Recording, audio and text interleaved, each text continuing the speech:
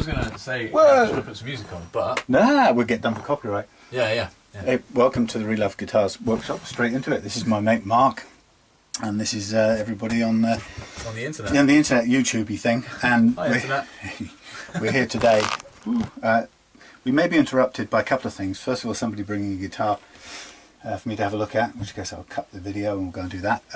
Or my delightful Morris bringing in a blackbird that he's half killed already, and he's just I've just released it down into the hedgerows, but he doubled round and beat me to it, so he's gone into the hedge after it. Like the sneaky cat that he is. He is, intelligent fellow. Anyway, we're here today to sort out Mark's Epiphone, and this is a beautiful, what do they call this? Vintage cherry? Yeah, cherry red, mahogany. Lovely lump of Les Paul, with a bit of slight twist in the neck and some slightly worn down frets. Overzealous, polished. Yeah. So, but you know, it's time to see if we can put that right. So, lots of loud noises on camera. I just changed over. I normally would have the Tascam running into this thing. Right. And I just worked out the other day that the Tascam, I don't know, this unit here, there's a sound processing thing on board which kind of does one of those artificial levelizing things. Right. So it blows silences up to the same level as speech, and it just, whole thing roars all the time. So I thought, well, we'll give that a miss, and I actually did a test and found the microphones on here are pretty good, whereas with the GoPros they're terrible. So I was sort of prompted to do that test because we're going on honeymoon and we're going to do loads of underwater filming and stuff. So it, my YouTube viewers will be upset to know that in all the years of doing filming, I haven't bothered to do a test. But when it comes to holidays, I did a proper test. Sorry, no offense. Sorry, internet. So Mark and I, we've known each other for years. Yeah. I don't know where it goes back. It goes back to 99. Newport. 99. Yeah. Is there even such a time as far ago as that? And I was a lecturer at University of Wales in Newport. Yeah. Mark joined the first year. And, yeah, you interviewed me. Hey. That was the first time I met you. My God. and I still gave you a plate now. And I didn't have any idea of what course I was getting into, other than that it sounded really good fun. And Sam didn't have any idea of who he was letting on the course. And only just knew he sounded like fun. It was multimedia, wasn't it? Yeah. At that time. Yeah. Back when no one knew what multimedia meant. Yeah, and still funny. no one does. It's funny, it was a big hip expression, wasn't it? Multimedia. Yeah. And people did things with Supercard and Macromedia Director. And yeah, I remember programming and director. Oh, that was great fun. See if you can stash those somewhere.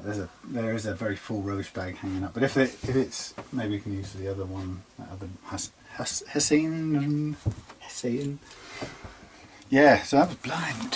1999. Yeah. Just doing my finger thing out. 09. 2009. So 17 years or something? Yeah. Crikey. I don't think I've known anyone longer. No, me neither. That's really weird. I don't know anyone else that I went to uni with, but I do know the lecturer that I had for the whole of the first year, which is weird. You mean me? Yeah. Oh, right. Who was that then? Yeah. I don't remember Paul Joyce. No, that's where my name's run out. I remember some of the people from other people's courses. Yeah. I spent a lot of time hanging out with them. That's true. Is that because the multimedia people were dweebs? Well, no, they were all cool, but not cool enough. I don't know. I did really like them at the time. Was it Pete Rawlings? Yeah, he's still Pete Rawcliffe. Yeah, he was good. He turned up to a fancy dress party of mine, dressed as Bin Laden, which was quite good. You wouldn't do that these days. No, exactly. Well, not the fact that he's dead, but I mean, it'd be a sort of dangerous kind of fancy dress. Yeah. Which is a weird world we live in when fancy dress is dangerous, isn't it? Yeah. So what we got? We've got a twist in the neck. We've currently got some. We've got some relief in the neck. Well, we had when we had the strings on, but we'll take the cover off and have a look and see if it can flatten out. And then think we'll refretten it. Mark's already done some sanding of the fingerboard, haven't you? Yeah. To sort of take out some of the hump curvature. Well, the aim was to try and I realised it was twisted, and so I decided to sand the neck flat to the body and then re-radius it, which I did without realising that you'd need deeper fret slots. Oh yeah. So in that process, left myself with the joyous task of grinding down the tang of every single fret before I refretted it, which took hours. Even with a Dremel. Yeah, oh, so much fun. So many little tiny bits of metal and metal dust in my kitchen. In my lungs. That's where I work. Yeah, so, I mean, just looking at it, I've actually got one of those slotted rulers, such as they are. Yeah. I only bought one because I got so many people saying, you should be using a slotted ruler. They're really handy. Well, you know what? I can get a good enough reading off the tops of the frets. Yeah. The tops of the frets tend to be a good indicator of the underlying fingerboard. But hey, people make money selling slotted doofers. And that's not the right one anyway. Whatever. And that's the wrong way round. Yeah, that is the right one. That is the right one. The wrong way round. Right. Let's get it right. Okay. So, question is, what have we got? Can you see light? Yeah, relief. See light of day under there. Got some relief. There should be some relief in it, but if well, it won't. Straight. Yeah, we'll start with it flat. I think. Don't know why, but it feels like the right thing to do. Yeah, I think starting from scratch and then trying to make it right from the word go, rather than trying to fix what I did already. So the thing is, okay. So normally, some people have said. Had a couple of comments from people who've got guitars where the truss rod adjuster is down here. A classic for that is the Jackson Adrian Smith.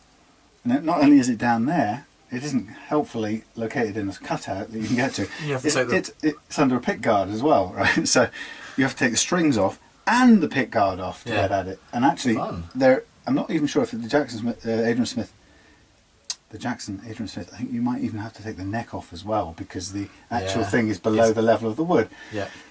So you gotta set it up before you even put the guitar back together. Have a guess at it, and then put the strings on and see how much relief is pulled into it, which seems to be about as stupid an idea as anyone could have come up with. And I really honestly can't see any reason for it that makes any sense at all. But probably manufacturing process. It's easier to manufacture. Yeah, you could be right. Because it's easier to have a hole at that end than at this end, which requires routing rather than not. There you go. Let's make the manufacturing process easier and then not worry about solve the teenagers. Yeah.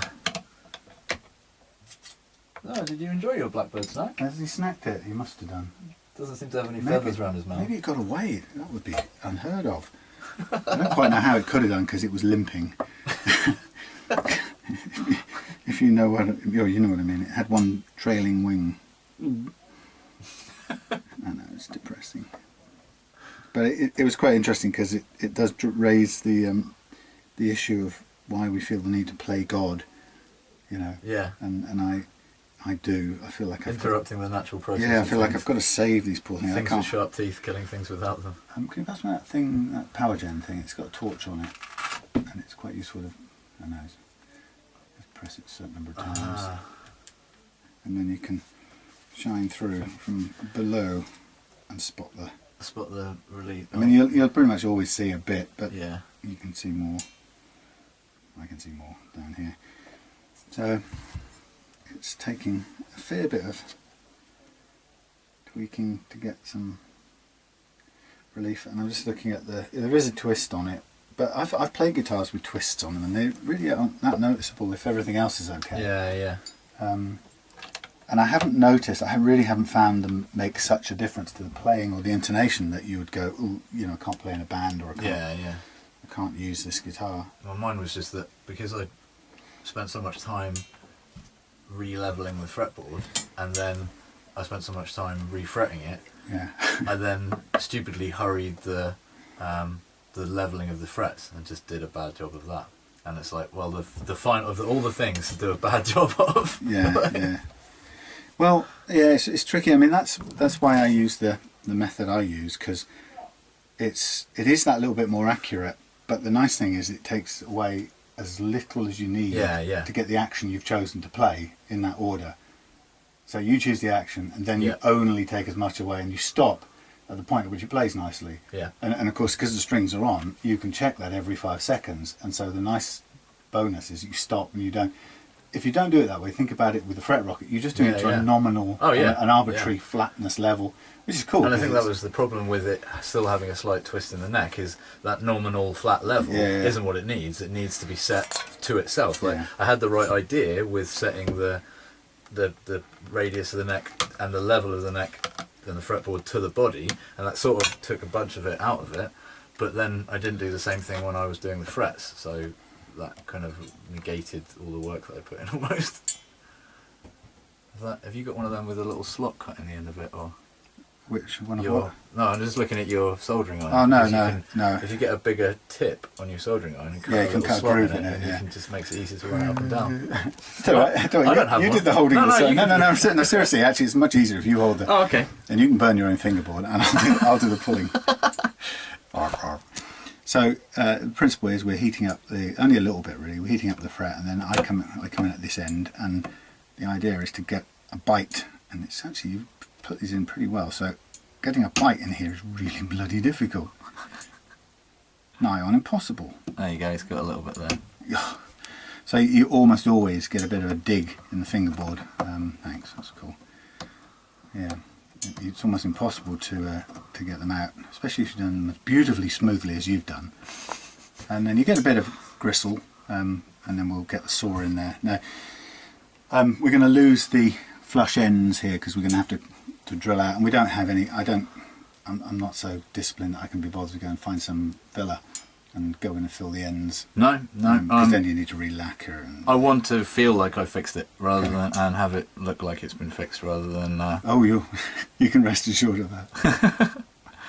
Well, I spent all the time cutting the tips off of the tang last time. I tried different re-notching tools and tried and then I spent all the time grinding them with a Dremel, and it was just the sound gets on your nerves after a while. Right, so this time I just want to recut the fret slots so that they're deep enough, and then so to do that, the only simple way to do it is to this first bite is through the the killer. binding. If you don't get this first bite right, you end up grinding this thing down, and you have to switch around to the other side. Because you'd end up with no. And then if you've bitten both sides and you can't get it, then you really have to think again, because it doesn't do what you want. Okay. It's not. I didn't use super glue to put them in either. What did you use? No more nails. Ah, okay. So that seems to be going a bit sticky when you put heat on it. So. Yeah. Super glue doesn't. In my experience, super glue seems to just go crunchy. Yeah. I hate that. It makes cleaning out the slots a real pain. That was something that I got off of one of those internet sites about or one of those YouTube videos about fixing guitars. Don't trust them. Don't trust them. What, to use no more nails? Yeah. I think, to be honest, I think anything is good. You're using it mostly as a filler and a binder rather than as a glue, aren't you? It's like some people cut their fret slots really wide so that you end up actually having to put loads of glue in there, and other people don't. Yeah. And some people just tap them in and they hold under their own steam. Yeah.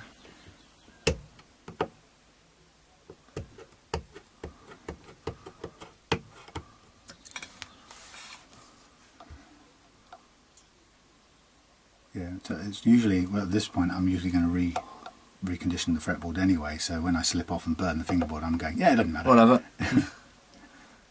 Although it doesn't apply when you're doing somebody's maple vintage Strat with a maple neck. You don't want to be... Yeah, that's all nicely varnished. Yeah, you don't want to be slipping off.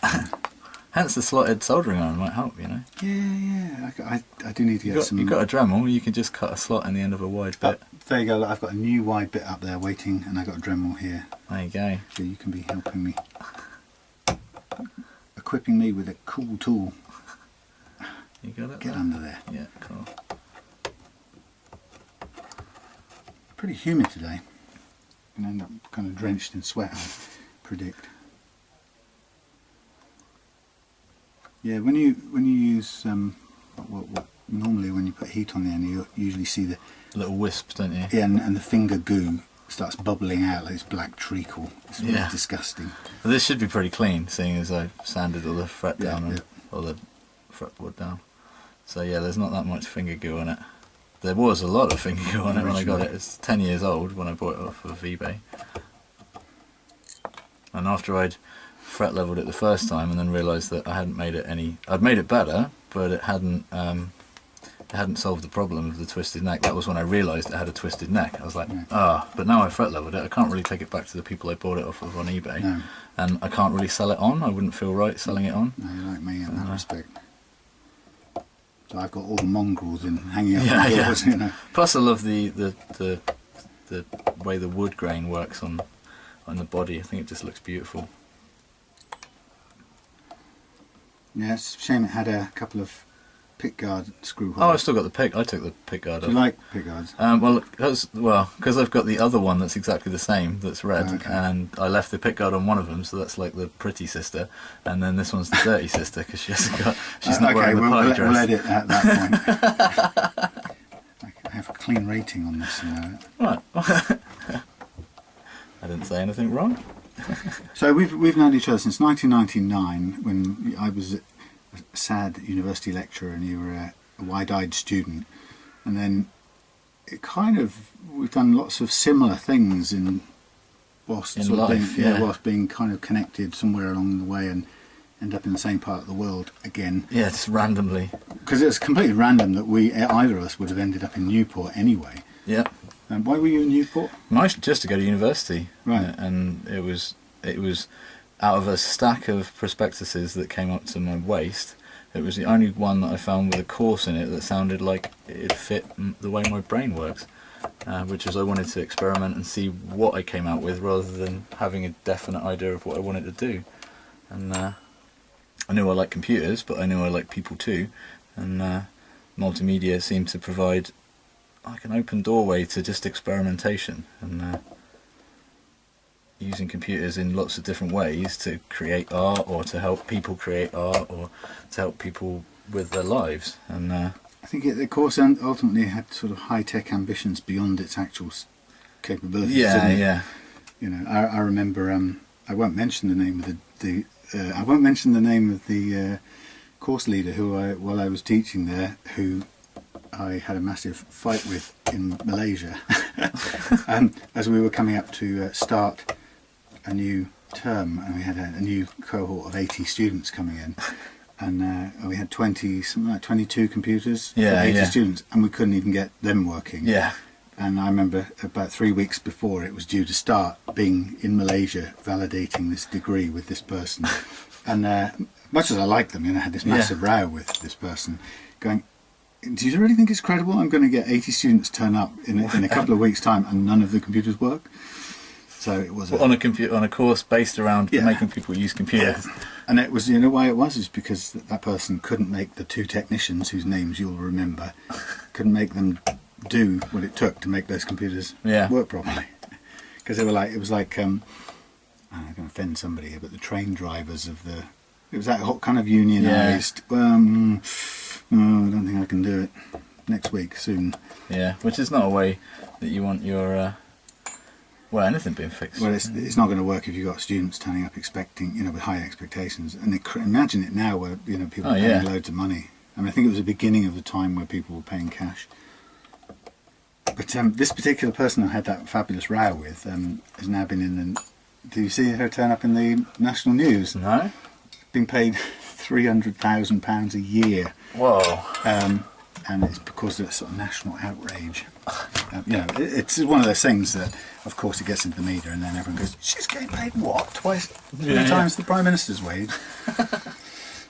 Hey, now you like this, Mark? Somebody a while back mentioned, said my videos were good for AMSR people. Yeah. Have you ever heard of that? No. And I'm thinking, what the hell's AMSR? So I went on a bit of research.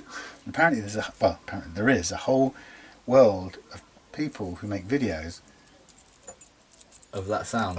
Just little things like textures and sounds, which are calm, useful for all sorts of other things. Calm and stimulate. And actually, they, when done right, they can induce a state of euphoria.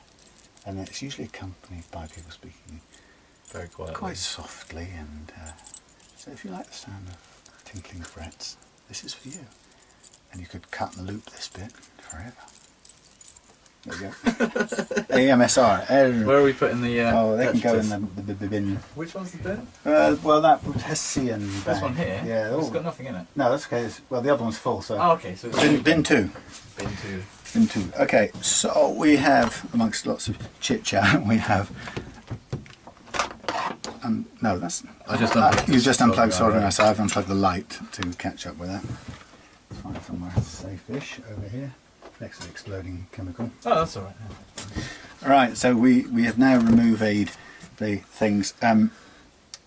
This has a bit of goo which could probably benefit from a quick going over with a block just to clean off the goo. If I wasn't going to do that, I would. Am I going in or out? Do these work even? Yeah, it should do. I never tell. That was another eBay find after I'd fitted the. Oh, these were your. Yeah. Pearly Gatesies. Yeah. Set of pearly gates for a tiny amount of money on eBay. Okay, yeah, so normally I would, if I couldn't do the whole thing, like it had some lacquer on it, I would get my little tiny, I made a cute little tool out of, wherever it's gone. I made it out of, probably lost it now. I made it out of a piece of fret wire. You're throwing it away with Oh, the yeah, other bit of fret what wire. I've done, typical.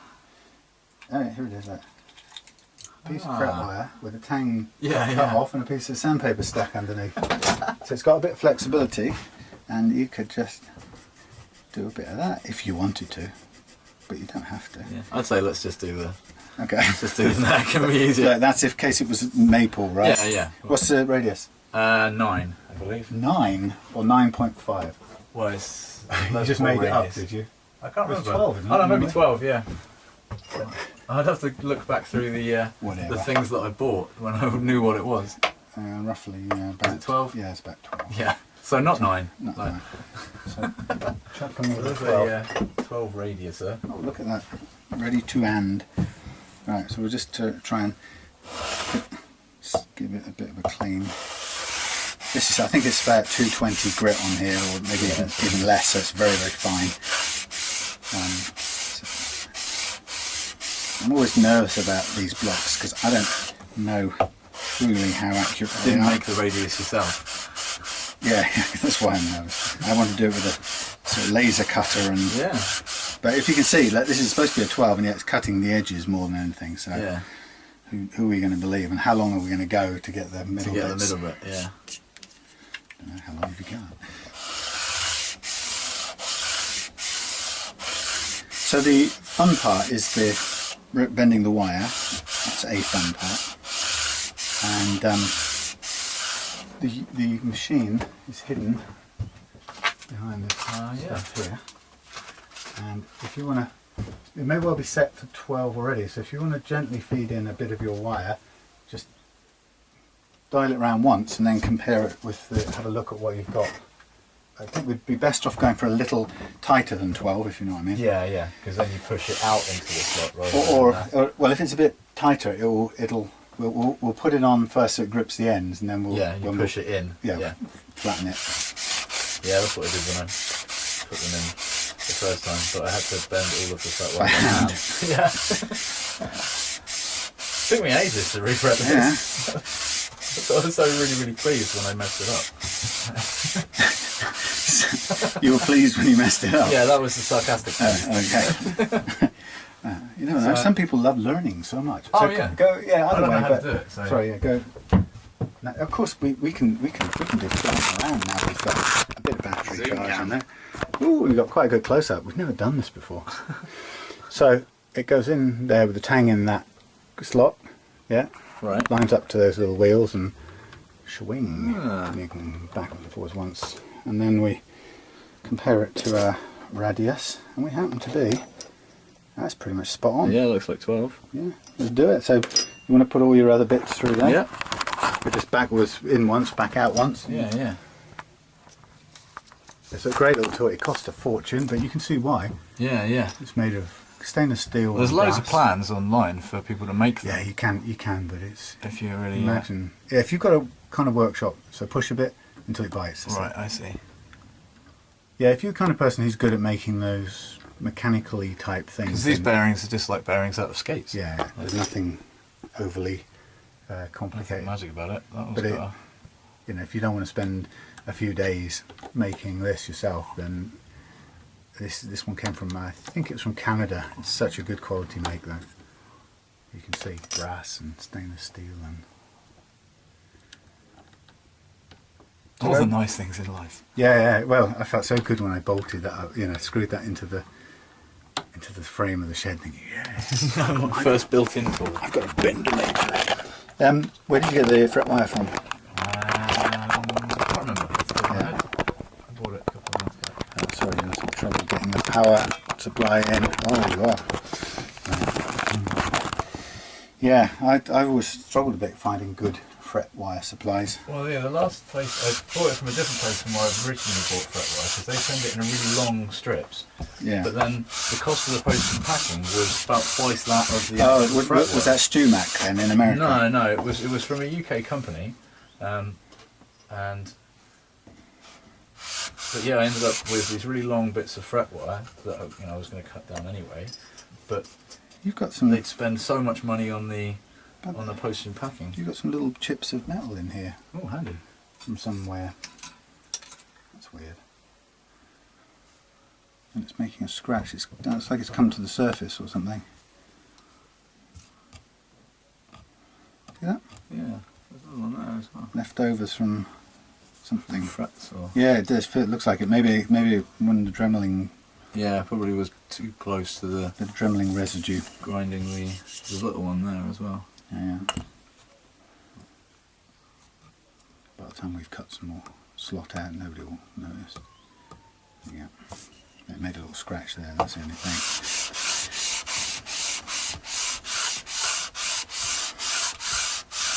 Okay, we may not get all the way down this, but we'll get most of the way.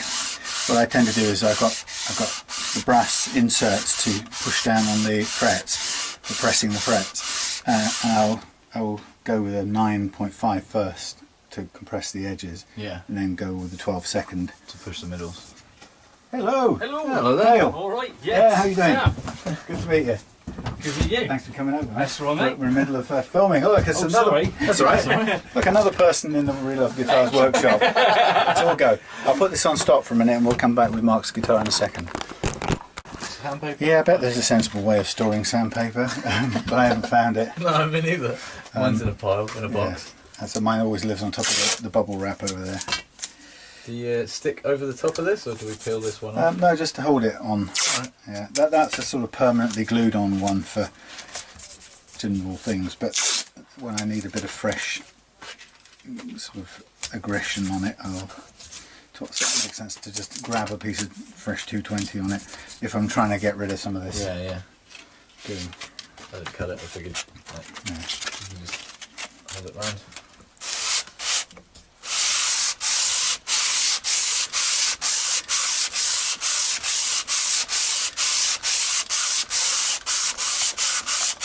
Also good to avoid grinding the pickup cover as well. Yeah. Well, it gives it that kind of retro look. Yeah. I don't like them shiny anyway. I do love those pickup covers though. Right. So, yeah. I know, What's different about them?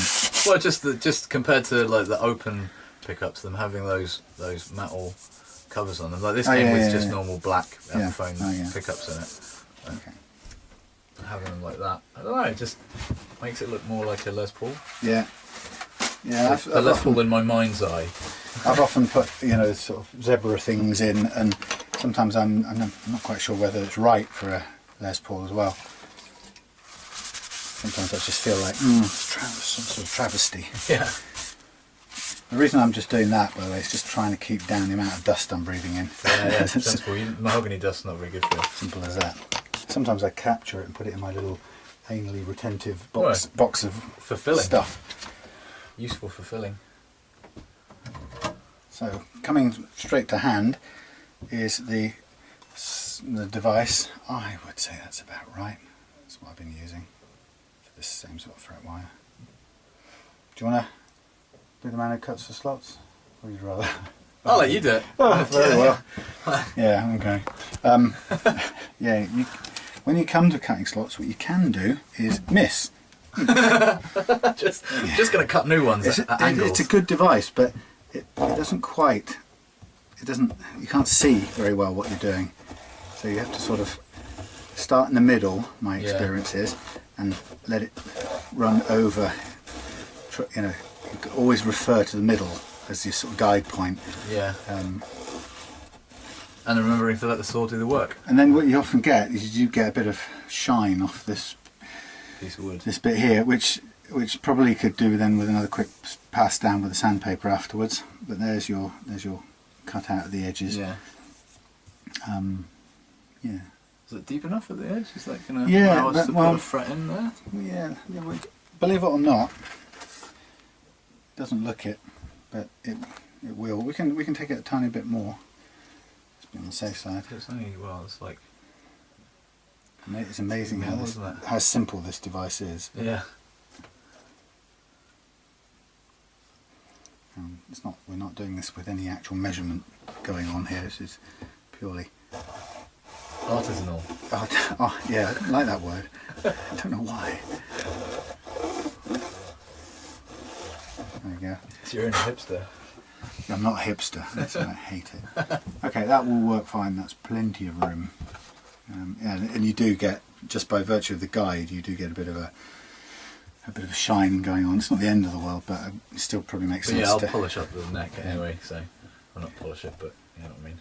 But like I say, that if you're doing this in future, start in the middle, and just cut the middle first, and then edge towards the edges. Yeah. If you try and start at the edge, it will jump out, and you'll be busy chopping away a nice diagonal stripe, as I have done. And of course, this needs to start in the middle, go that way, and then turn around and go the other way. Yeah. Because you don't have much. Because otherwise, you end up cutting the body of the guitar, which you don't want to do. So this little saw came from Stu Mac in America, and it is one of those expensive things that I decided to buy from them. And there's a few things I've got that I've paid a lot of money for. That saw is one of them. The Bendinator, which sounds like something from the In-Betweeners. You Bendinator. That's another one, and also the Diamond fret profiling fret crowning file. That's another expensive Stu Mac. Specifically for this saw and the Bendinator, you're basically paying for someone to have put together a really good idea, aren't you? Like, you could buy a flat saw and cut some holes in it and attach a piece of wood to it and put some bolts through it. But what you're paying for is the fact that someone's already done that for you. Yeah, and you know, there are times when you just have to add up. How much time do I want to spend looking online, rebuilding a tool, or rebuilding, or even shopping for a cheaper alternative? I mean, and actually, believe it or not, if there's a 70 quid tool like that crowning tool, and you read the reviews and it says it's expensive, but my God, the quality's great, and their customer service is great, and if it ever goes blunt, they'll take it back and whatever. Plus, there's a difference between if you're doing the job once or if you think you're going to be doing a job a whole bunch. Like, exactly, and so for me, I don't even waste time going, oh, shall I look around, shall I try and find a cheap one online? It's just, buy it. I really value the time not spent thinking about it, really. Yeah. I made a mental decision years ago that when it comes to things like buying tools, you might as well buy well once than buy badly over and over again. That's right. I mean, there was a kind of a similar thing with quite a while back. I sold somebody an acoustic guitar and they weren't happy with it, and debatable whether when you're selling something on eBay where it's kind of no returns generally, whether somebody not being happy with it is a good reason to return. Anyway, the point is, I offered the guy a refund, and in his reply, I could detect really strongly that the thing he really hated the thought of was trying to package the box back up and get it, all the hassle to go through. Because I spend hours packaging the thing up, so I know how much hassle it is. So I kind of picked up very quickly that what he wasn't so much even bothered about the money. He was crestfallen at the thought of having to package it up. And even if I'd given him the money back and paid the postage, he still was so much inconvenienced by. And I just thought, you know what? Give it to him. I gave it him. Yeah. You know, and the great thing about, I lost about 70 quid's worth of guitar and a bit of work, you know. And the great thing about 100 quid, it was the best 100 quid I ever spent, because I could immediately stop thinking about it. Yeah. I didn't have to think the rest of the day. And I'd done the best I could do in the situation to make a customer happy. And it only cost me 100 quid. I mean, so what? You know. And imagine how long that would have played out if I'd have, stuck out for that 100 quid. And so there are times where peace of mind and freedom from worry is just worth so much more than money. Yeah, well, money's only supposed to be, in my mind anyway, just stored time. So if you would have used up way more time than the £100 was worth, then it's not worth the £100. But, yeah. Sometimes you take the hit and you wander on. Yeah, and it's really nice. It's such a lovely decision, and a lot of people go, "Oh, he took you for a ride," and no, it's my choice, and I can't tell you how good it feels to walk away not having to spend a single second more thinking about it, and to have done something that surprised your customer, so that So actually, the thing that he really surprised him was that it relieved him. He didn't have to think about packing sure, it up. He got a guitar that he could spend a little bit to get sorted out. Yeah. But best of all, he got a guitar and he didn't have to go through the hassle of packing it up. So, to me, that's a real win. Plus, the weird thing is, it must be kind of weird to think about. I'm not happy with this. I don't know. Obviously, the reason I'm doing this, or you're doing this for me today, is that I'm not happy with it.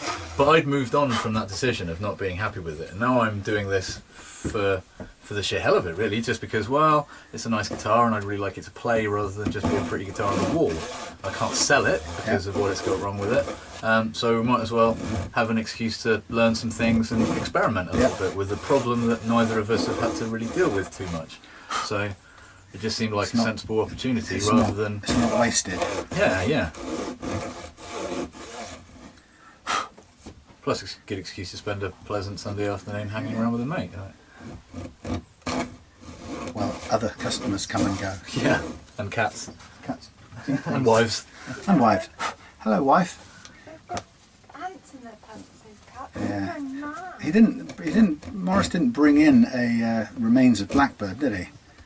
So he either ate it in the bush, like I told him to, ate it where he caught it, or... Unless he's put it under the bed. Yeah.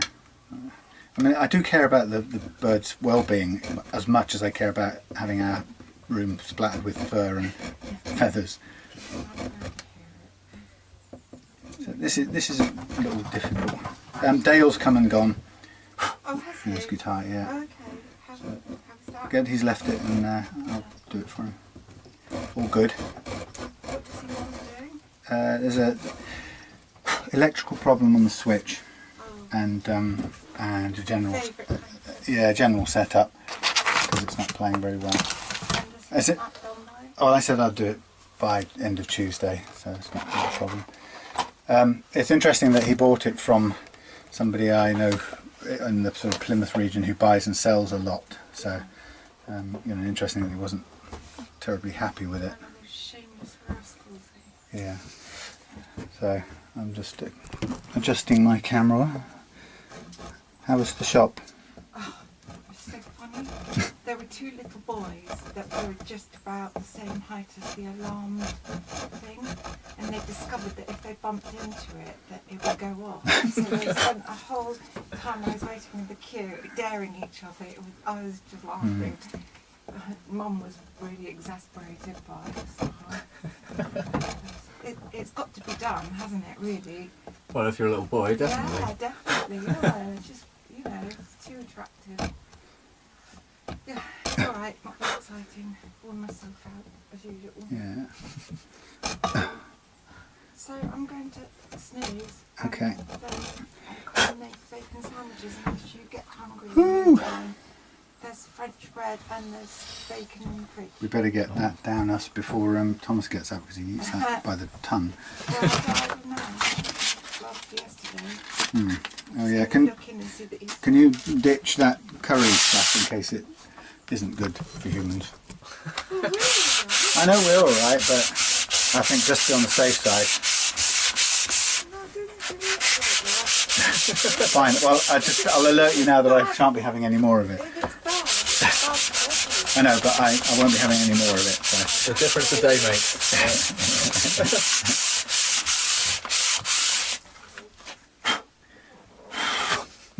Stop breathing mahogany dust or rosewood or whatever it is. Oh yeah, rosy wood. Yeah, okay. This will be enough.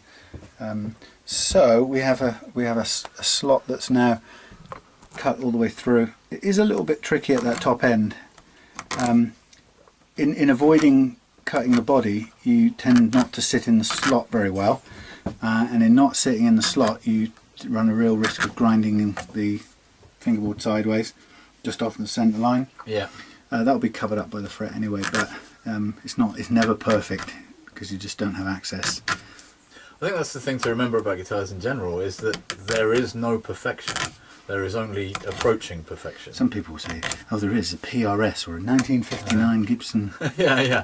Oh, there might be a perfect sound, but they're like machines of temperances, and the best that you can hope for is to get all of the different spinning plates spinning in unison with one another that makes you happy as a guitarist, rather than that makes the guitar happy. Well, you could say, well, yeah, Joe Bonamassa's 1959 whatever, oh, it's the best thing ever. Yeah, I can tell you another night that C6 Steve's one string skip guitar is the best thing I've ever heard played. And even Joe Bonamassa would probably tell you that, like, there are things about a specific guitar that this is annoying here, or this is not as much as I'd like it to be here, but you play around it. Yeah. That's that. I know that's going to be a bit weird, so I play with that weirdness rather than. And the joy of instruments is knowing your weirdnesses, I think. So what I tend to do at this point, having done quite a bit of sanding off the fingerboard, I just take a sharp edge off it. Yeah. Otherwise, you can forget to do it, and it just remains. And then you've got to do it in between frets, which is fun. So it's a little bit. That block can produce a really, really sharp edge before you know it. It's very precise.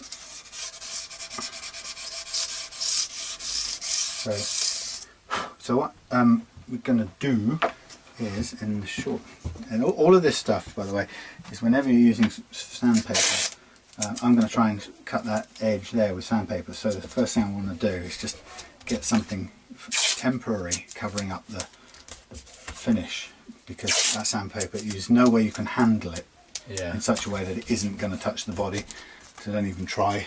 I'm going to get a bit of it is going to touch it. So take that extra few seconds, and then look at this. I don't care now. I can just get in there on that edge, that sharp edge, which I'm trying to take down, and away I go. Everything's sorted. But it's just somebody again once said on a video, you're using too much masking tape. Go, that's no such thing. That's right. No, he said to me, do you really need that much masking tape? Having watched me do it for 3 hours. And so my very brief response was, yeah, I do. Yeah. I love taping up the neck, and part of the joy for me when I finished doing a fret polish or something like that is taking the masking tape off. It's really good fun. Yeah. Right. Okay, so what we are going to do is we're going to get the house in order for a fret pressing session. So a bit like in the old films when someone's having a baby, I'm going to need some warm water, a tea towel. Do we need 3 women to run around and a man to pass out? That's right. And some ether, a chloroform. Difficulty with this is, so the way I tend to do it is I will add frets in clumps, right? So my first pile of fretting will take me up to here. Yeah. The second pile will take me to, well, actually I'll come inwards from here. So I'll probably do this set next. Problem is, I can only get to about here on the press. Yeah. So the rest of it has to be done with a kind of bizarre jig, which involves ropes and clamps. Still better than my hammer with a piece of rag wrapped around the end. It might be, it might not be. It's difficult, but so this bit's the easy bit. So should we start with the hard bit first? Okay, yeah. Yeah. Well, if we do with the hard bit first, if we're going to rope it up, then in that case, I can actually get in fact, we can probably do this in 2 chunks only. And with an extra special, with one extra special clamp in between. It's a little trick, because I got tired of doing it 3 lots, because I leave it for a set time between each one. Yeah. So if you do 3 lots, that adds hours to it. So what I've got is I can do that lot there, right? Clamp that lot, but we're missing that one. Yeah. So then I bring into play my cunningly made auxiliary thing, which clamps Bonus just one. in there. Yeah. Third clamp, 2 clamps, third clamp, block done. Yeah. Then we get that one done. Oh, that's fine. That whole lot gets done. So this fills in the gap. Yeah. But this is actually, when I'm doing a semi-acoustic or an arch top or anything, or an acoustic, that's the tool of choice at this end. There's nothing else I've got. Yeah. This Velcro again. This and the clamp, hand clamps, become the tool to do it. That becomes the portable that. So it's just a chunk of oak. Okay, so let's get ready for the hard stuff. Let's get that out of the way. Now, this is the fun bit. So I happen to have one here. Something I made earlier. Here's one I made earlier because I did another guitar. So we have, there's a guitar, sits on there for a second. If you can get me down the bottom one of all of that lot, which is the neck call.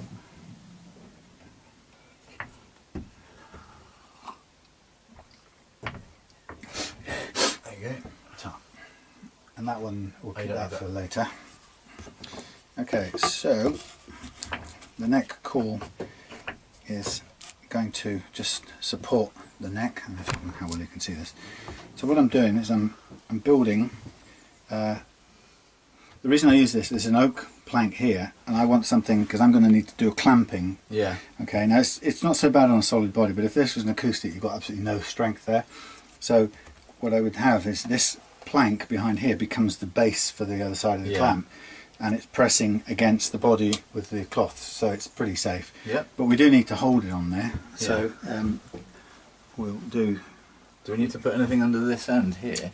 No, I will. Well, yeah, I'll put some foam under there as we go. But so what I'm going to do is I'm going to get my tape. There's a black tape somewhere, which isn't here. Which isn't black tape. Yeah, I've got one. I've got another one, but I don't want to use my Gorilla stuff because oh, here it is. There's the two.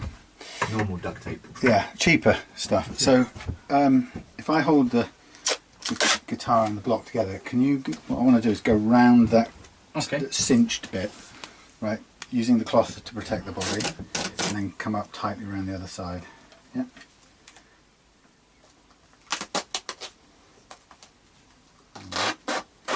Lovely.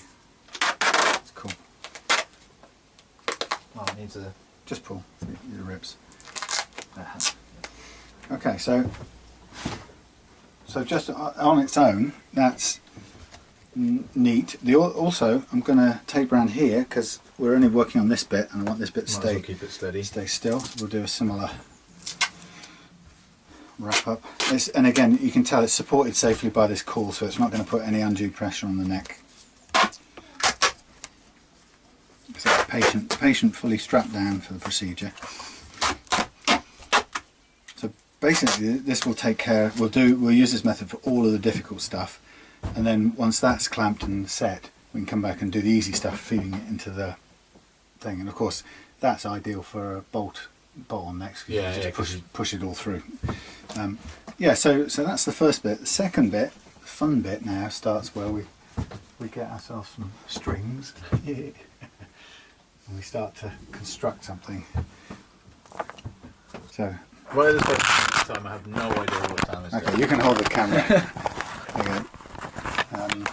Right, so what I'm going to do is, funnily enough, this end just sits on the thing and wiggles around. Right. So I need a thing. Do I want that's attached to that? It could be that. I'll probably do that. So I'm going to tie up this end. Stay. I'm going to loop that. Just to make it up every time, that's the main thing. So I'm giving myself a little thing. I've got lots of bits. So I think that's pretty important that you kind of know the process that you're undertaking, but there's no, it's loose enough that you're never You never get stuck in a rut. I probably never do the same thing twice. Yeah. And then I go up to here, and the idea is this comes out to about there, you see? Because I've got to get access in with my clamps to here, right? And I want to just allow this to dangle the whole time. So I have to get a hook in that position, or a loop, which I could probably do if I taped it, but I'm just going to try it with this. It'll be a little shorter now, so that shouldn't be a problem. Okay, there we are. So, introducing the temporary jig. Doesn't matter that it's sticking up a bit. I mean, I could have stretched it and it could be flatter. But the point is, I'm now going to have easy access where I most need it, which is to get in there and do my clamping all the way down to there. That's the important bit. In fact, it isn't with one of these. Those are used for clamping the block afterwards. The clamp I use is this one, which comes with Velcro, beautifully attached. And the process is that goes on there. The brass insert goes in there. Fret goes on there. Bring it up to match, and I go whoosh. Now, while it's supported from the first three, it's pretty well supported by this caul. Then there's a gap under there. So what I will do is get a little bit of foam. Even if there's no foam, it's still a pretty solid piece, right? You know, you can feel confident putting a lot of pressure on that. Yeah, yeah. But we want to put as much as possible pressure on it. So there's no reason we wouldn't try and support that. So pack some of that space out. That space, yeah. So you just do it as much as you can to block out any flexing, which is too big. I've got these hot dog things here which often do work, but again that's just a tad too big, you know, maybe with a bit of push. And that raises it a bit out of there, so that's going to bend the neck, so I prefer not to do that. I want that to sit in its cork seat. That's the important bit. Might just be a couple of little pads of foam I've got down here, and that will be it. But even if we don't, let's say it's not the end of the world, because that's a pretty strong it's a pretty strong piece of wood that we're clamping. If it was an acoustic guitar, then I'll pay more attention to filling those gaps in. But I've got some fret rubbers, for example, which probably just go under there with a piece of foam and the two things together, and maybe just another piece of foam. But that will just take up. In fact, I can see it taking up the slack there anyway. Yeah. And there's a bit of give underneath. You've got a cloth under there if that's any use. Yeah, we might just, let's see if it works with. There's two bits here. There's a sort of heel. I'll just try this and another piece of foam. We're nearly there. Once we've done that, then the next bit is to get our water and stuff, glue and syringe ready, because when I'm doing this fretting thing, it's really important to have your clean-up tools ready, because as soon as you start chucking glue around, you know, if you don't keep it wet for a start and then you don't clean up the wet stuff quickly, you'll pay for it later on. Yeah. I'll put the foam under this side. Okay, so that's okay. That's a little bit raised. Yeah, I mean, when I did it originally, because I was doing one fret at a time, it's very easy to put a fret in and then clean up all of the goo mess around it and then move on to the next fret. But I guess if you're doing multiple frets at the same time, you have to be a little bit swifter with your gluing and a bit swifter with your cleanup too. Yeah, with this lot here, I will probably fill all these with glue, make sure the glue's in, put all the frets in place, push it through, get them all pressed down, change the thing over, give them all the 12-inch radius press as a second go, and then I'll put the block on and clamp them for an hour or so. And that means I've clamped them while they're really still the glue's still wet. This one will take longer to fill all these in, but I'll still clamp them when it's done. But by the time I clamp this higher lot, the glue will be drier. Yeah. But it still benefits from being clamped. So nice thing is I can just sort of push this around, and if I actually wanted to create a bit more space, I can just hoik it off to one side as well with an extra tensioning rope. It's the beauty of this system, wherever you can attach a rope. So I was thinking of selling this system with a chunk of oak and, you know, there you can tell it. Artisanal oak, like handcrafted, and hand wound strings made from the hairs of a princess from Bolivia. That's the one. There you go. So just sort of made up as we go along. Yeah, something like that. So it's nice, you can, you know, as long as you've got plenty of anchor points around the shed, you can sort of, you know, tying it anywhere you want. It just pulls it a little bit out of the way, so I can choose a bit more where I work on it. Right, so I think we're in the zone. Perhaps we'll kill the camera for a minute and we'll go and get the bits we need. So big red button? Yeah, big red button. I should keep these out because we need those at the end. I seem to fail miserably at pressing the big red button. Yeah, and then you start talking and swearing and... Oh, I didn't swear. It's still going. Yeah. Is that because it's got record hold on it? No, press it. Okay, so we have some water and some hot blankets or whatever the thing is. Got a bit of a crappy... That's not a very good hot blanket. Crappy tea towel, but that sits in there. I need some tissue paper ready. I'm wiping great globs of glue everywhere. Globbits. Globbits. That can stay there.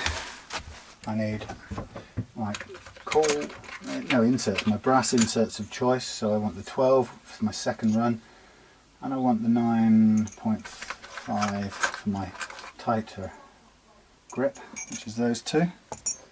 I need a piece of plastic for scraping goo out of the way. Right, and I need my foam thing. Okie dokie. So it's probably not the best angle to shoot from. It's probably even better, isn't it? Yeah. Okay, so I have a wet cloth as my constant wipe up companion. And it sort of sits there to hand. And then I need a bit of a blade. So I know I'm going to start with the 9.5 over squish. And let's start there, the easy one. Okay. Okay, so the principle would be, oh yeah, forgot one thing. Let's cut our fret wire. Normally would have done all this in one go up front. But actually you could probably cut this. So I'm just going to cut slightly over. So you can do the next. Yeah, you can do the next one.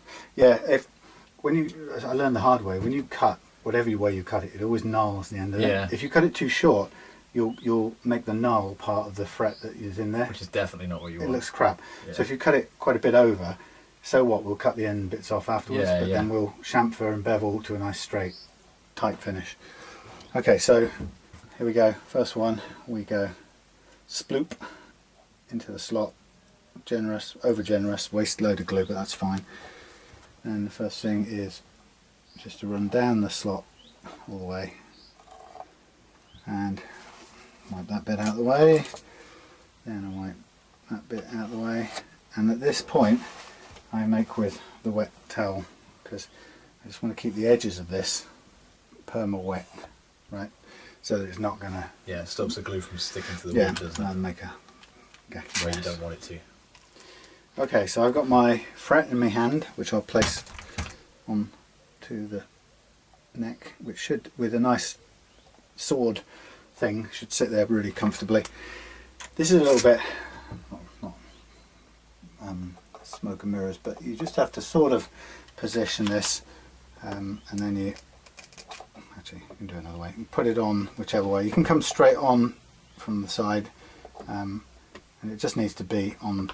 Be sure that it's on evenly. I'm going to trust this is, judging by its position, and then I just gently work my way up to it. And then once it's biting, I'm just really checking that it's on the fret on both sides. And then I remind myself this is nicely supported.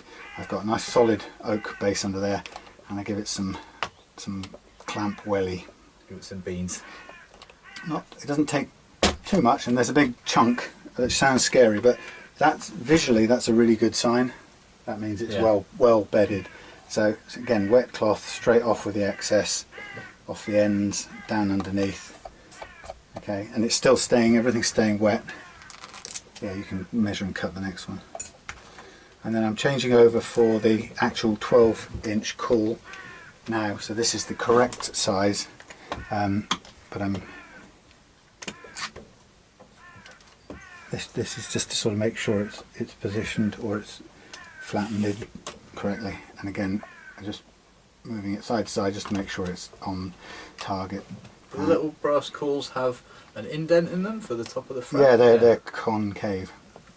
Okay, so that's there you go, it's perfect. That's all a good sign. And that's what we wanted as well, was a bit of spooge of glue out of the sides, which means we know that was the glue that it didn't need in there, it's now pushed out. Yeah, that's right. So all that's left is everything it needs. Yep, and it to be honest, it probably doesn't even need clamping now. That's as nicely in as you're going to get, but I like to clamp it for fun. And it gives me a chance to go away and go to the loo and eat something and whatever, you know. Otherwise, otherwise you'd be here all day just non-stop. The slow part of this is it takes, you know, I leave it to sort of clamp for an hour in between. So later on this afternoon, evening, we'll get to bevel the bits off, and then once we've beveled it, it's still quite a lot to do. So it's a lengthy old process, really. Get this out of the way. If you want to position it, it should, with the width of the slot we've currently got, that should drop in could push down quite easily. Nice. Oh, it's like a production line with two people.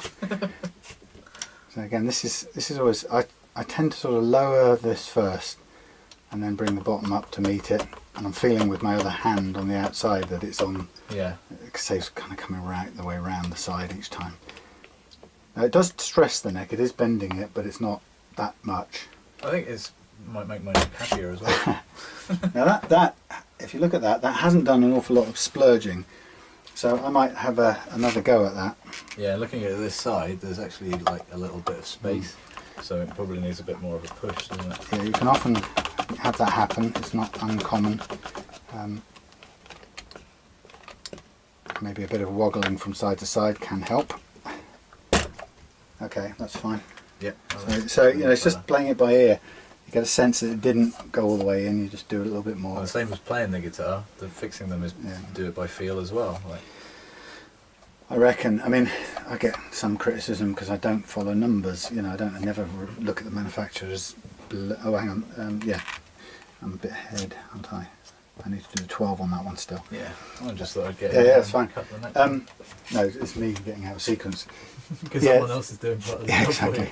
Yeah, but people say, you know, have you done this to the, you know, Fender's specified, you know, relief in the neck? How much pressure are you putting on those frets there? Is that exactly 15.7 pounds per square inch? I've got the torque wrench attached to your muscles. Well, no, and you know, and I just say, look, you know, you need a bit of relief, right? So if you want to be measury, put 0.2 of a millimetre in and see what it feels like.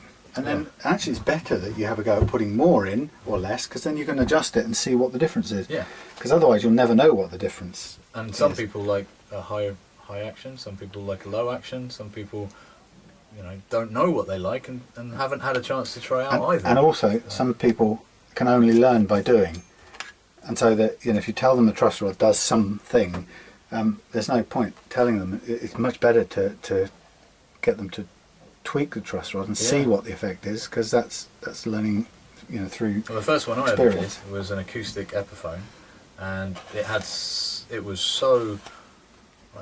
much curve in the neck that there was just, it was ridiculous. And I spent about a year playing it like that, and then I painted the entire guitar. I made an entire paint job out of it, and decided that I wanted to make the action better, or like make the playability of it better, and learned how to adjust the truss rod. Spent a lot of time reading, and then just spent an entire evening at a friend's house just doing it in like quarter turns at 15 to 20 minute increments, and then gradually turned what was quite a hard guitar to play into a very nice guitar to play. And it was definitely a lesson in little by little, change it little by little, check it every time, and There's nothing like seeing the difference it makes to be able to assess what it does. So I just say, you know, try it with lots of relief, try it with none, and people get very frightened about breaking it. You can't, you have to, you know, you'd have to really use all your force in your body to break a truss rod. You know, it's not going to happen. Bits of wood are pretty strong. Okay, this is all going all right so far. If you do get excess, if you do get excess glue on the edges by the sort of binding or whatever, you tend to, usually when you're doing the beveling, you tend to take a layer off anyway. It's almost impossible to get a close bevel without scuffing off the edge of the binding. So, and I tend to then polish back up what's left afterwards. But by that token, it will also take off if you leave a tiny bit of excess glue. That will be taken off when you do the bevel. Which is I'm not thrilled with the tool I've got, and Claire knows this. Every time I end up having a catastrophe with it, and it's a very harsh, destructive mechanical process using this thing, and it skips. So you have to do a mixture of horizontal force but also downward force. Yeah. And if you don't have enough downward force, it can skip up over, and next thing you know, scrape the hell out of your frets. Well, when I did mine originally, I didn't use something that beveled it with an angle like that. I did it with an angle by hand. Okay. Well, no, just along it with my file that I'd use for fret leveling. Yeah, you could actually. Yes, I mean it's longer. Yeah. I guess, the longer process. I guess the issue is that if you're doing lots, you want to have some sort of mechanical, machine process that does it a bit faster. But it's very difficult to do. I've just about mastered not cutting up the frets with it, but I often still get caught out. Okay, this is a difficult part of the guitar because it's bending a little bit more than I like. So I'm staying off the pressure. The pressure. Yeah. I can push this caul along a bit further. That will help me. It'll deform the caul underneath, which is okay. I'd rather do that than stress the neck.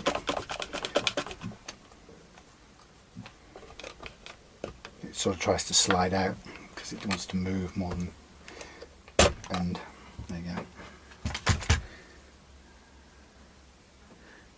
And actually I just want to check, yeah, it's okay. I did it on a very soft wood neck the other day, and it did leave a little lip there because there's a sort of wooden part. Edge. Yeah. So you do want to try and keep that edge away from the neck, but get the maximum support as well. You want to keep it a bit shorter than that if you can. Yeah, well that was just because it was the last bit on the thing. I don't see any point in cutting the edge off. Okay. I'm wondering if it will stick in the clamping block well, but I'm sure it will. We can cut it off before that anyway. Yeah. Okay. Again, all the way along as you're doing this, you can also do a pretty good eyeball and get a sense of whether this is going in. You'll see something. If it's something standing way out and you've got a problem, you'll see it. In which case, I always pull it rather than struggle on. Struggling on, you'll end up at best solving it by having to over fret level it later on. But it's always coming back from a bad start. And if you have to level by kind of really punitive, if you have to make it level by taking material away, you're sort of taking some of the life of the fret away just to get the start point. So the better it seats to begin with, the better you can get it. Well, that was the kind of the problem that I made myself before, because I didn't cut the fret slots again, and then had to grind all of the tangs away to refret it. All of my frets were all, and I hand bent them as well. So it was almost like the worst of all worlds. Yeah, exactly. And you know it's going wrong all the way from there. Yeah. So this is a much more sound process than the process that I indulged in. Some observant people might have noticed that because I'm not doing it strictly in the way I normally do it, single-handed, I may have missed out one of the one of the stages on that last fret. I think I didn't do the 12 press, but it's in nicely anyway. Now that one isn't squidging out enough everywhere. We are also in the sort of gap as well, so I'm being cautious about the pressure. Sometimes I've found that if you can't get it to seat, then change sides even. Yeah. You know, and give it a go from the other side. It just changes where the pressure's coming from. Because the pressure's still coming from this side with that kind of clamp, isn't it? Yeah, that's on. Yeah, it just changes it a little bit, and it may be the fact you're doing it a second time is what works, but you know, while it's at this stage, you've still got plenty of time to try it from different angles. So I've got to do the other. Oh, yeah, you're going to do the 12. One. Yeah. I'll just measure this one whilst you're around. Your time and motion studies have thrown me into inefficiency. Which is the opposite effect of time and motion studies usually, isn't it? Yeah. Sometimes with it gets tricky with some semi-acoustics. You can't get even into there. You end up having to devise things. I've had to make some very weird jigs to get in. I just about managed it on that Antoria arch top, but there's a point at which I just didn't know how I was going to get the top 3 or 4. Yeah, and on that one as well, there's no support under the end of the neck before it hits the body. It's a gap, isn't it? Yeah, that neck is floating. Yeah. Sorry, the end of the fingerboard is floating. Yeah, the whole of that. Luckily, it's quite chunky, but again, I pushed some foam under there to support it. But then, you know, it was about spreading the load across the arch top itself, because it's pretty strong, and you just have to kind of listen. Creaks, and if it's going to go, you'll hear it. And it's one of those things I thought, well, for 40 quid, you might as well try. Well, you're going to learn a whole bunch of interesting lessons and hopefully end up with a nice guitar at the end. Yeah, that little innovation. Seats it. Yeah. So it flops either side of the fret, and you can actually instead of it being rocking. Yeah. Okay, so we're doing all right. We're 5 frets in. See, it's not quick at this stage. The other side will feel blinding compared to this. This is, you know, really plodding. But what price? Seems pretty quick to me compared to doing them with a hammer and knocking like the sides in and then hitting them in the middle and then taking them out and grinding them off. Yeah. Well, I did that after the first one. And then I was like, oh, they don't actually fit. Oh.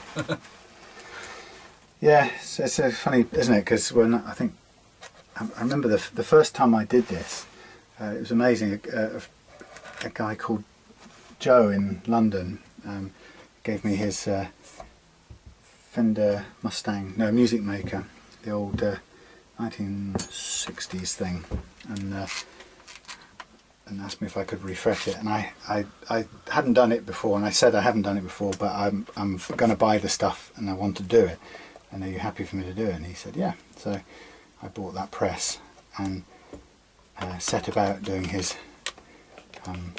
guitar, and it was such a thrill to learn, to be doing something and learning through the act of doing.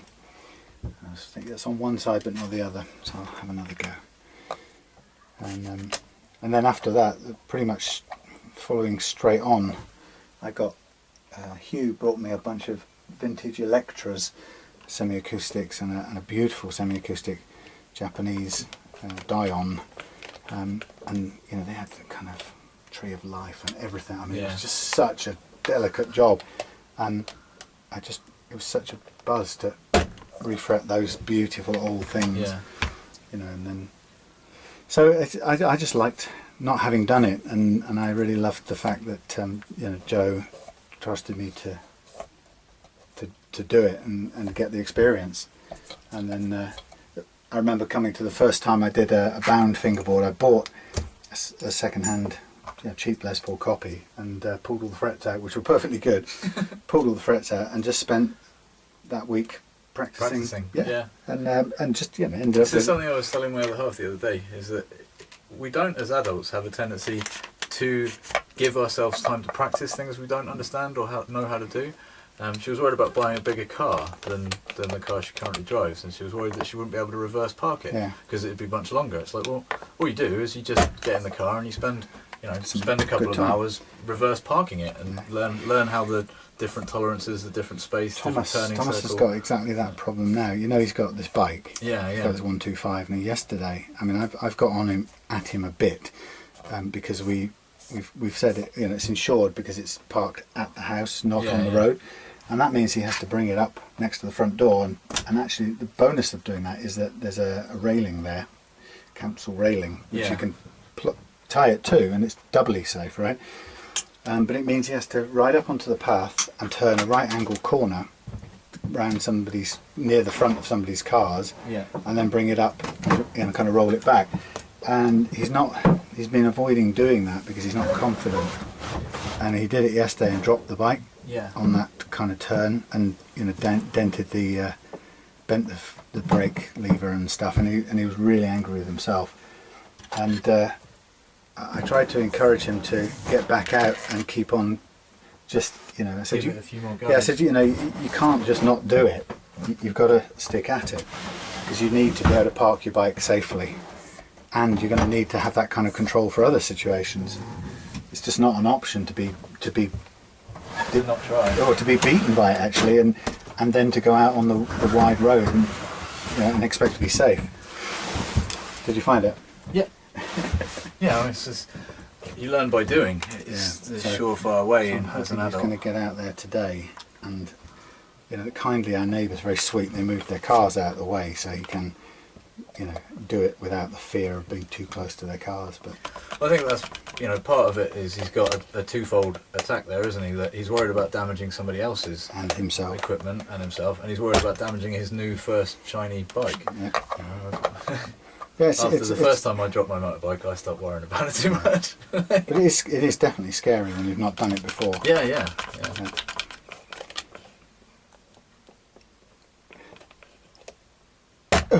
That bang feels really extreme. Yeah, it's the release of pressure is not a pleasant feeling. Okay, right, let's get the 12 on it.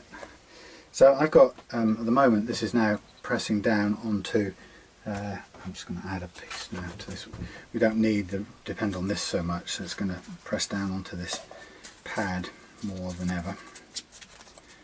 And I'm going to shove that under the main body, because that's what we're going to be pressing right down on now. So it's a bit of a squish, so it's going to be straight down onto that pad and that rubber. So I just measure this. need to do the 12. I can cut a little bit off the end of it. Nip a bit off. So we've gone across the gap really, so I'm a bit more comfortable with applying force because I'm directly over the support. But there's still quite a lot of flex in this because it's compressing on the on this pad. Now that side, I'm not happy with that side. That's not down. Can you move on the other side of it? I'm going to have a go at this side.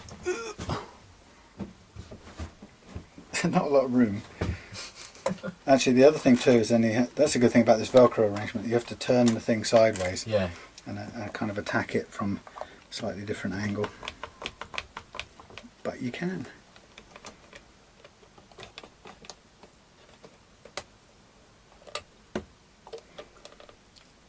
There was a little bit of that sounded like a good noise of it going and pushing in.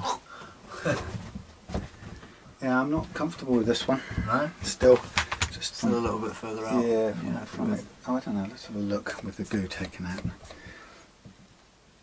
Yeah, it's not seated right. right. A little high, doesn't it? Well, if it's not seating right with the kind of pressure we've done with all of them, then the bottom line is it's not in. It's something obstructing. Yeah, I was going to say, do we need to cut the slot a little more, or yeah, or just clean see if it. there's gunk in there or something? Clean it out. I'll use my dental. It's behind you. Yeah. My dentistry tool. Thanks. Dentistry tool stat. That's my dental assistant makes with the tool. We might find there's a few bits up here where the slot isn't quite as clean as we want it to be, because this is where it's difficult to get the saw in. The saw in, and actually what we might find is it's right at the edges that we're getting the bind, because of the fact we can't get to the edge with that saw. But we have this little thing This is incredibly sharp, but will cut backwards. And it will. In fact, I might just, while we're here, I might just go all of these just to be certain.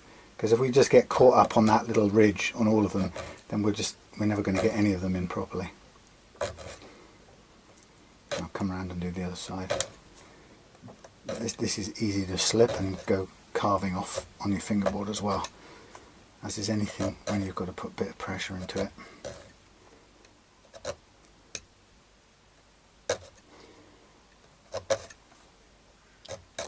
Yeah, you can definitely feel that it's because of that access. I couldn't get to low enough with that saw. And for me, that's the key about this, is that if you feel that it's not working out right, you're right. Yeah, yeah. You know, don't carry on. We have a general good sense most of the time as human beings that our feelings aren't always the feelings about how to feel about something, if you know what I mean. There can be feelings in just the vibration that you're getting from feeling the wood. And oh yeah, another way I suppose people describe it as kind of just your instinct about it. You know it's not working, and it's almost like there's a little voice going, "Don't." Yeah. Well, our body, as mind, is absorbing loads of information that we can't even necessarily, you know, put into words or. But isn't it funny how much you know? If you went back and reviewed it, you would be describing it in terms of, I knew I shouldn't have carried on. Yeah. You know, when you're at the bottom of a valley or something, you know, the bones broken. I just knew I shouldn't have. And it's that thing that we often stupidly can override. Yeah. And then you spend all the time, you just remedial work all the way. Fixing the problem you created that you knew that you were going to create anyway. Yeah. And then you just go, oh. I mean, I just burned a neck the other day in the burner for fun, because I bought this Hondo 2 guitar, and I just ploughed straight into refretting the neck. So I spent money on the frets, and I spent time doing it, and I went through my entire process refretting it. And then I kind of discovered that I hadn't even checked whether the truss rod worked, and of course it didn't, and I ended up with this guitar with a massive back bow that was never going to flatten out enough to put frets on it. Unless you want to play all the trouble of steaming off the fretboard and then replacing the truss rod. Do you know, I don't even know if that kind of guitar, is it worth it? I don't even know if that would have worked. You've got the fret over there, I think. Yeah, am I going to reuse this fret? Yeah, you're right. Yeah, often when you pull them out, you might want to be chucking them away because you've sort of deformed them. Actually, that came out pretty easy, but I tend to be very suspicious of reusing them.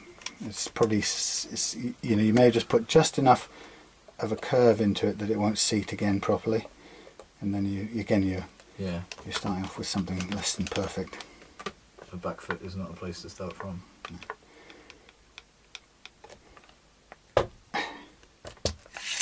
There you go. It's much more like it. Still needs a bit of a press, a bit further on, right on the edge there, but it's much more the job.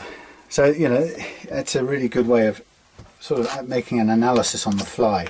You know, you're saying something isn't right here, it's not sitting down. Well, there's only one reason.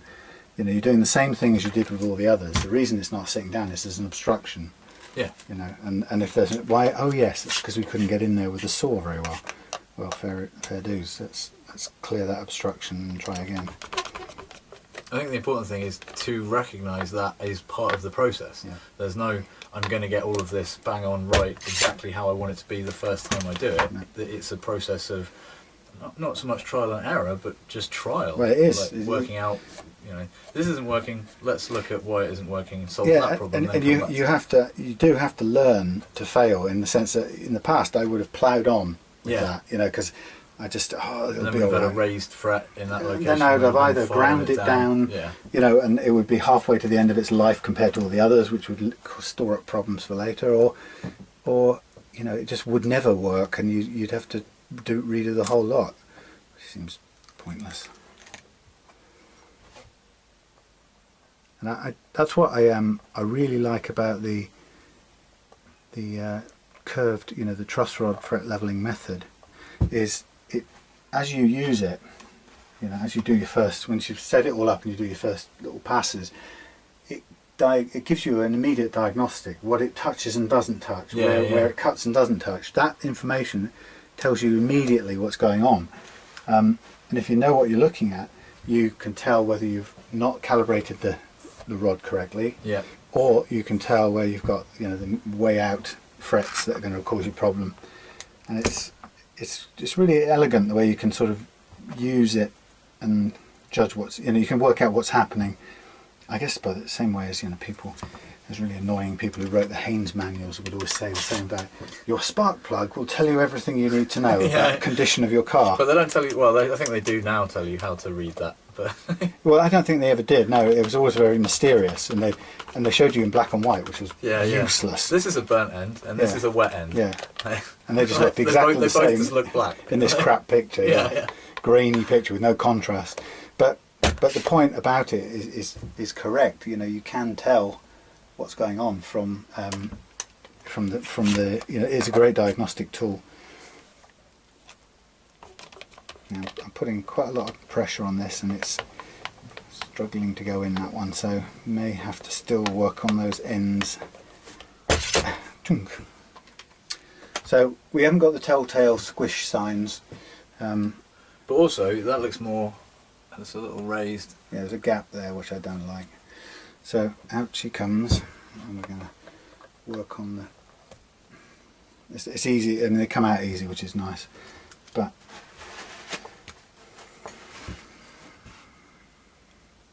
let's use the back side of it. So you can see it starts to slow down when it gets a little bit more, yeah, it's the regular stuff that'll just whiz through, but suddenly you're up here and it isn't. There's less room to work, and you've got less space around the guitar because the body's in the way. But you know, having the decks cleared first, which is really important. You know, you've got your things to hand. There's nothing worse than stopping now and going off and having to rejig the whole room so you can carry on. Or you haven't got the blade, or you have to stop and go into town because you haven't got something. Part of the problem maybe this is such a narrow tool, it may not be cutting this wide enough on the edges, so I'm just going to do what I can to widen it, but it is a pretty thin little blade at the best of times. This side seemed to be alright because I did it from that side actually, that way, and I was able to get these sides done a bit easier.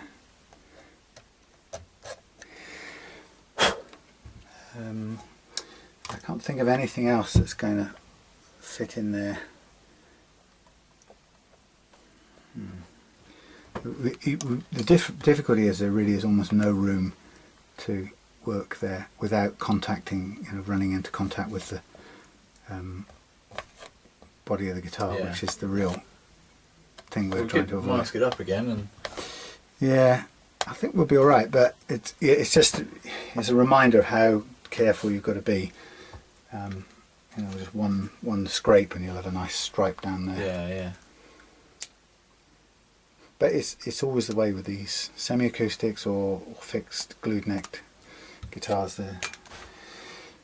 I mean, when I charge for it, I charge the same price for each. Funnily enough, but it's, you know, they each have their own sort of challenges. But technically, it's usually easier to do a bolt-on neck. But do you normally take the neck off? With a bolt-on, actually, funnily enough, normally it used to be that I'd take every single neck off, every guitar for a setup. If I could take the neck off, I would. But nowadays, if I'm not doing fretting, I will leave the neck on and just go straight to setting it up, you know, in a curved position, curved setup. And but if I've got to fret it, then the neck will come off, and I'll do it with it off. Unless it's one like this, and then it has to get this on. Is that on? That's on. You doing? Is that the 12 that you've got over there? I think that's a 9.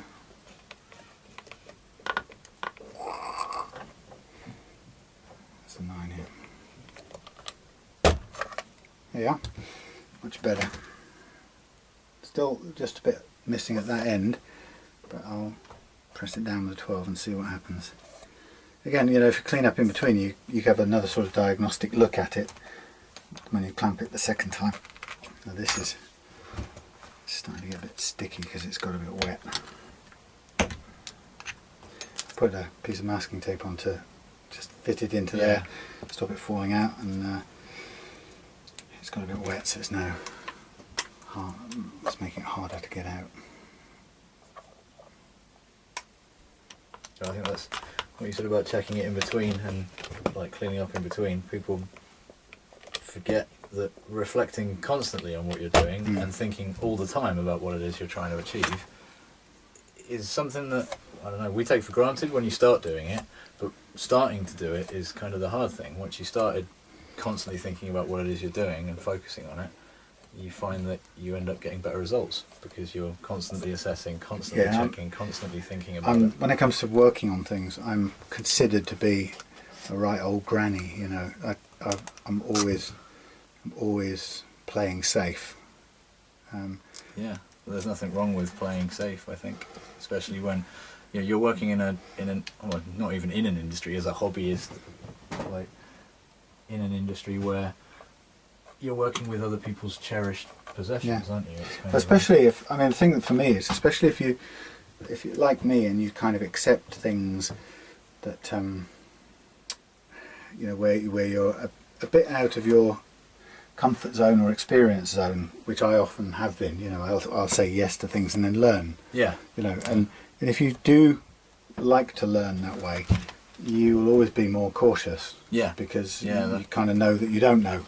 The first time I fret leveled a friend's guitar was like, you sure? You sure you want me to do this? I've only done mine. I've done a couple of mine and I'm quite happy with the results. And he's like, no, I trust you. You do it. Like, so I did it, knowing full well that if I messed it up, then I'd else. Yeah, I'd have to refret it or get paid for it to be refretted. But I took so many dings out of these frets and like did a really good job of leveling them, that he was just so happy. The guitar played so much better after I'd finished, and I learnt a whole bunch. So I got a lesson. I got 2 lessons. One is to trust yourself, and the other one was how to continue fixing frets on a guitar. Yeah, I think the beauty of frets for me is they're simple mechanics in that, you know, I love how tiny the tolerances are, or the clearances are. They're absolutely minuscule, and I also marvel at the way that, you know, things like the 0 fret that all guitars before the sort of 60s or all guitars before the 70s used to have. The 0 fret is this perfect solution to the 1st fret action problem that every guitar had by default until the 70s, and then they just suddenly decided not to have them anymore and put a plastic nut in its place, which made it completely useless. Yeah. And it kept me in lots of fun guitar setup work, lots of guitars to fix, amongst other things. But big fly now. So I mean, it's quite interesting following this in real time, and I don't often do this in real time on video. Not so often. I often will stop at some point, but seeing it in real time is it does remind one. Okay, ready for them? Oh yeah, it reminds one of how much time it does take to do this. And I usually will probably fret a guitar over 2 days. 1 day to do. I'll usually by the end of the day or the end of the night, I'll leave it clamped on its last set, and then we'll start the cleanup and beveling and, you know, trimming process when it's all dried in the morning. But, you know, once you've got there, you've then got to do a sort of basic fret leveling, and then once you've done a basic fret leveling, you then got to, the way I do it is that you then have to set the guitar up, and then once it's set up, then you do a precision fret leveling. So there's quite a lot more work to do after doing all of this work. So yeah, it's not a 5-minute process. No, not at all. So hence, you know, the sort of fee for doing it is kind of a hefty 175 quid or something. But you know, it's definitely not something you take lightly for an inexpensive budget guitar. You know, it's a process for quality guitar like this, or a you know, sentimental value special thing. Now I'm conscious that only glue came out one side there, so I'm looking to squish it a bit more. Also, I'm going to support this a bit more as well, right underneath it. And let's check. Yeah, I want all the pressure to be down on that bit. Yeah. Okay, so you can see that just going as fast really as we can, the time between starting and clamping this rack is going to be quite a lot of time, and you could argue that it's way beyond the useful time to clamp them. That, you know, most of the original ones are probably dry by now. Well, maybe not, but we'll give it an hour just to see. Yeah. I think also partly because it builds in a bit of a gap, but when you are doing it on a press, you can have that rack of 6 or 7 done in 5 minutes and clamped. Yeah. Okay, that's that one. I'm going to get 2 out of this piece at this end. If not, one will be good for the other end. Yeah, that might end up being one up there.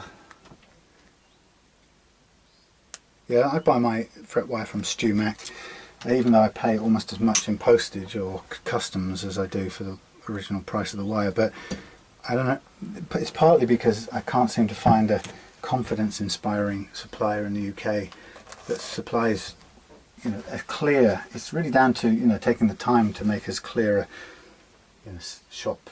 Oh, the measurements on the shop. Yeah, laying out your goods so you know what you're getting, and the winner, it's Stu Mac. They do it really well.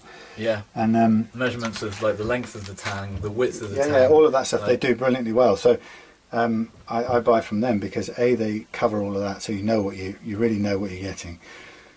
And the other part is that they sell it by the tube.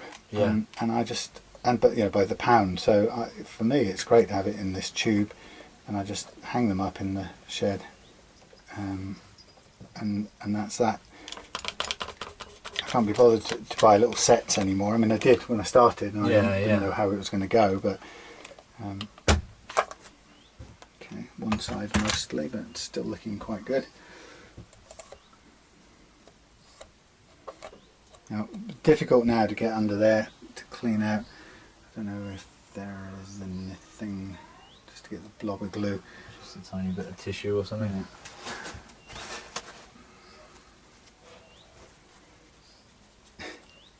Snort. That's my dental hygienist when I need her. Okay, so that was the 9.5, need the 12. This caul, or this, whatever this thing is called that I made, has been so invaluable. And I made it in about 5 minutes because I was getting lined up to do someone's guitar and realised I just didn't have a tool for it. Yeah. So I literally made this in minutes. And I've never changed it since, you know. Or I should have gone back and redesigned it and, you know, perfected it. But I can't even remember how I cut the slot in it. Yeah, I think it's a really nice slot. I don't know, how the hell would I have done it? Chiseled it or something? Impossible. Can't get a chisel down there. It's weird. Yeah, really thick saw blade. Or I must have cut it with a saw and then knocked out the bits. Or Yeah. Weird.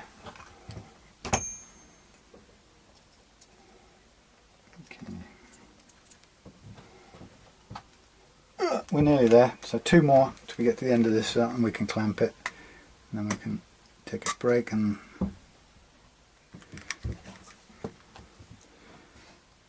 perhaps actually tidy up is always a good one. Come back with a sort of more room to swing a cat.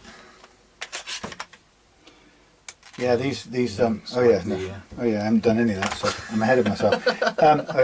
Those hand clamps are just a great tool. You can't live without them. They're quite, not expensive exactly, but the quality of those Irwins. Yeah. But you know, couldn't do any of this without them. And the little ones you buy in the market, you just don't do it. They haven't got the. Yeah. You've got to have this sort of scale of force. So when you get up here, you tend to have to turn the block sideways, and it still is starting to be at the fullest reach of the clamp.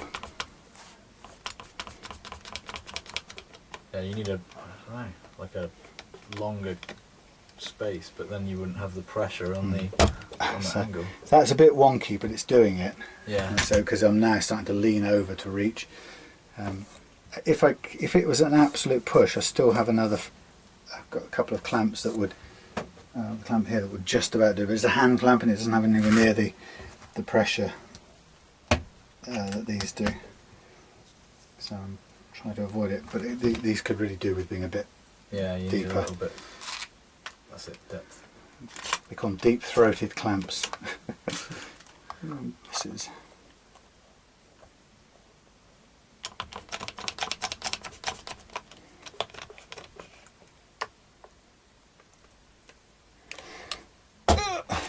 Alright, we are all going good up to the last one so far. Everything is going down the right amount.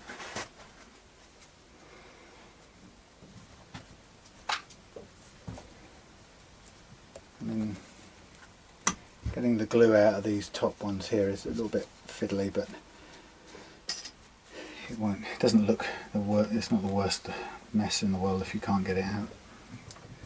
Okay, and the last line of glue.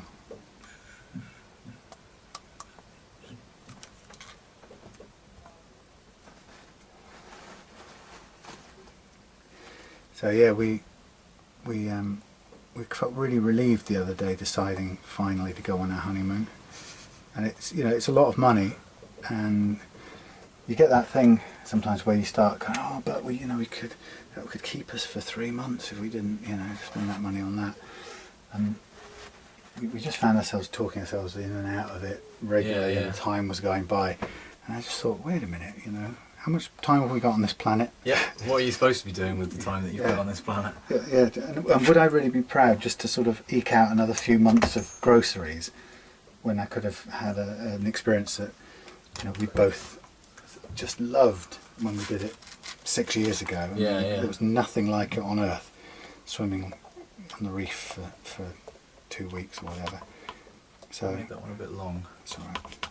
So we just sort of said, oh come on, bite the bullet and just do it. Yeah, go, have a holiday. Yeah. And we did it one morning and booked it through the Kuoni people, and that was it. And it's like, oh, no going back. We've done it. Money's gone.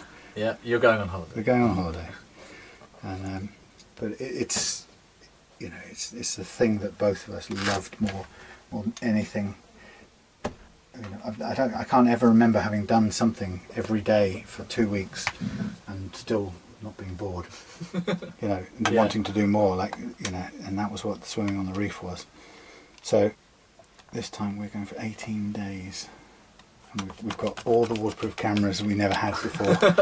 Because last time we hadn't got any record of swimming on the reef, so this time we can do all kinds of great videos. And nice. That's it, we are complete. Our rack is racked.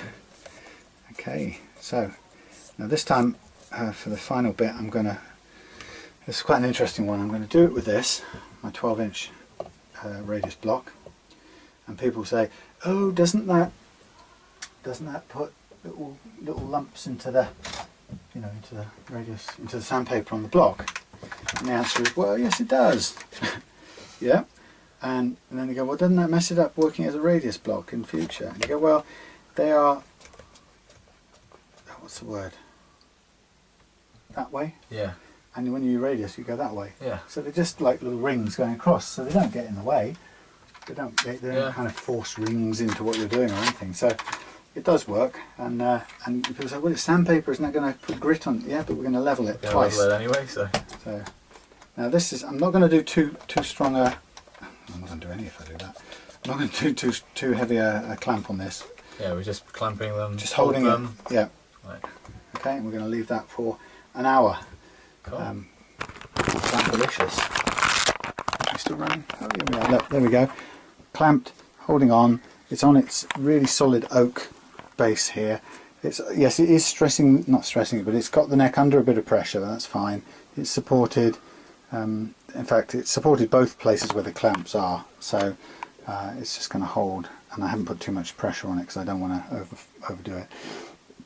and this one, that's the complicated bit done. Yeah. So we get on to the easier bit next. So see you again in a little while. It's really exciting. And we're back with some more. We just had a really nice bacon and cheese sandwich. Yes. And given these babies about an hour to cool off as we get ready for the fun next stage. So you can have a close up, have a good eyeball and see what they're like. Because they look nice. They look a bit like frets. Yeah. Yeah. And if any of them do have, you know, if they any sit up, sometimes the fingerboard is a bit curved off and the frets don't quite match. We'll end up with, what we'll have is the radius will be in the fret as opposed to the fingerboard. Sometimes the fingerboard does slope off quickly one way or another. But I think they're looking good. The next bit is we could do all the rest of them this same way, or we could feed them in through there, which is easier, but we have to sort of set it up slightly differently because, believe it or not, this has to be raised to feed through. Yeah. But it works. Yeah. Well, we do whatever you think is best. Yeah, I want to get the press on it. But it probably makes sense to keep it attached. No, it doesn't make sense to keep it attached. We'll take it off its protective board, but I think what I'll do is try and put something on the bodywork as well, because it has to sit on top of a block to raise it up. So, you know, keeping it protected. Right. Yeah, they look pretty good all round. There's some. I tend to just look for the black spaces underneath, and there feels to be a tiny bit there. But you know, if it's very minor, then fret leveling will take it off. But you know, obviously the idea is we want to do as little of that to achieve a level as possible. I don't think you ever get a set that are completely all seated in, and that's, you know, I've always said that the difficulty of getting it completely flat that I experience is exactly the same difficulty that any factory experiences. Yeah. You know, and which kind of explains to you why you don't get them. They don't arrive in the shop all flat. Yeah, the difference is the amount of time you feel like spending it. Yeah, and if they will not get it out the door. Yeah. And then someone gets it and spends time putting it right. Okay.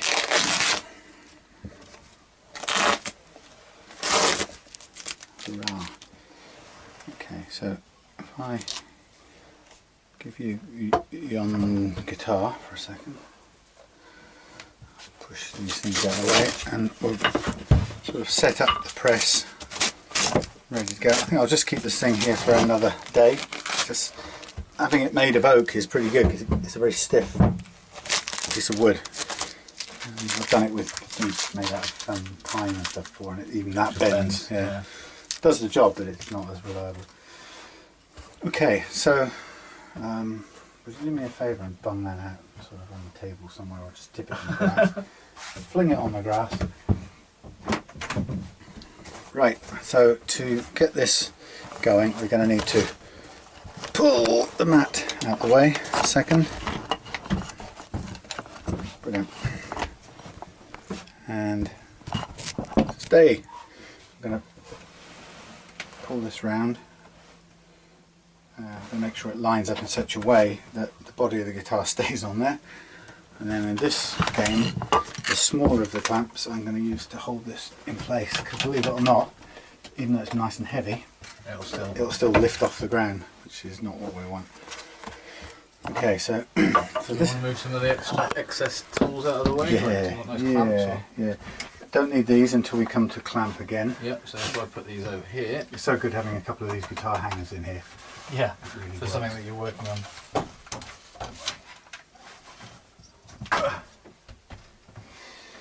Right, so I'm gonna still need the same inserts, the brass inserts, for the next load of things, but this time I don't need the wooden thing. I'm going to put them directly into the machine. I need my thing there. I need to clean out this. Is this going to be through? Yeah, that first one is already cut. We've got our first First fret already ready. Cool. Just clean out the doofer. It's really handy having it. I've got a couple of syringes. It's really wicked, this one. Look at that. Get some sort of medical procedure going, but I haven't had a chance to use it yet, but I think you could get quite a long way into wood. Yeah. Into a split with that. So it's dead handy. You could probably run it through down the fret slot. Yeah, you could. I don't know, maybe it's not quite thin enough.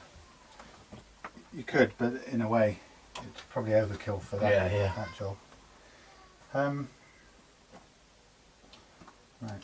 So we're going to probably need a couple more of these. That's just our sort of prop for the holding the guitar up. So you have to grab me those radius blocks, a couple, 2 or 3 of them, just off there.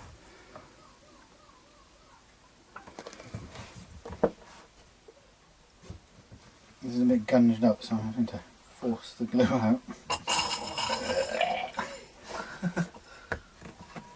The next door's eldest son has just got into playing guitar, and apparently it took him about a month to pluck up the courage to via Thomas to ask would I help him set up his guitar. Actually, it was originally replaced a string that he'd broken. All right. So I came over and I'd restrung the guitar and set it up a little bit, and he was saying that he would love one day an electric guitar, and so I'm gonna something like that. Jackson, I might keep it for a few months and offer his mum, kind of same price as I paid for it, because it's so nice to be able to help somebody get started. Oh, definitely, and it's like getting over those little fears. I remember when I first started, even being scared of fitting strings. Didn't know how to fit many strings on an acoustic. Didn't know how to tune it properly. Didn't really know who to ask or what to do. Didn't have the internet to look stuff up on. Oh God, how did you do anything? I don't know. How do you get anything done without the internet? Okay, so I think I do need a bit more height. I know if we can put it under the duvet. Right, and the main thing then, once this moves around, we've just got to, maybe if you can keep an eye on the end as we move this all around, just each time I move it, because you don't end up sliding off the. That's the chance it can happen. So bring the things that I'm going to be. So when you're doing this, you've got to make sure that you kind of support that end. Sometimes I even tie it to the roof just as a backup. But the main thing is that you just have to have it so that this sits nice and firmly into the coil at the right level, which I think we've got there, and then you can get a lot of pressure onto it without. I was going to say that tapes over the top of one of the slots, isn't it? Yeah, you can get good pressure onto it without it bending. Because sometimes you've got no choice but to bend the neck, like over those gaps we did down there. But to do it without is much better. Now I know. Hang on, whilst I know which way this is now facing, let me move this piece of wood around. Re-engineer. Yeah. Okay. What would be good is, while I'm laying on glue, if you want to gauge the first one. Oh, you've already done the first one. Yeah, the first one. Right. Well, then in that case, cut 1, 2, 3, 4, 5, 6, 7, 8 more. I was going to say, shall I cut the first just cut 8 first? Just cut 8 more, because then I'll do all the glue together, and then we can chuck all of them on, and then I'll. Okay. Let me just. Let me measure them all first. We'll just spend a bit extra if you've got enough. Yeah. Go for the. I was going to say go for the widest one, and then just do them all the same. It's a little bit wasteful, but. But if we have time, you can measure them. Yeah, I usually end up with them flying around the room.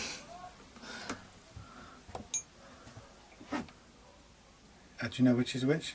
Yeah, I've got them lined up in order. Very good. Glue.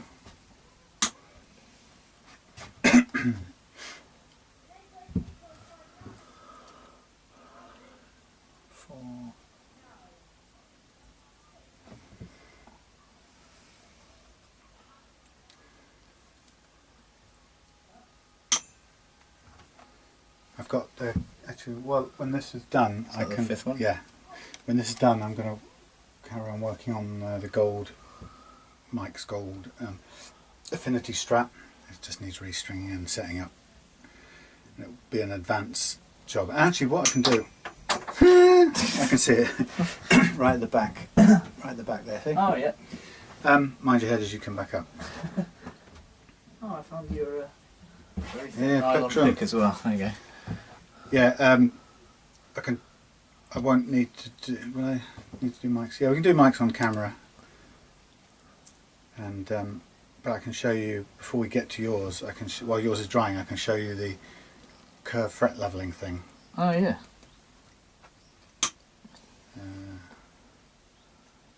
So then you'll know. Well, that will just be a bit long. You've got enough.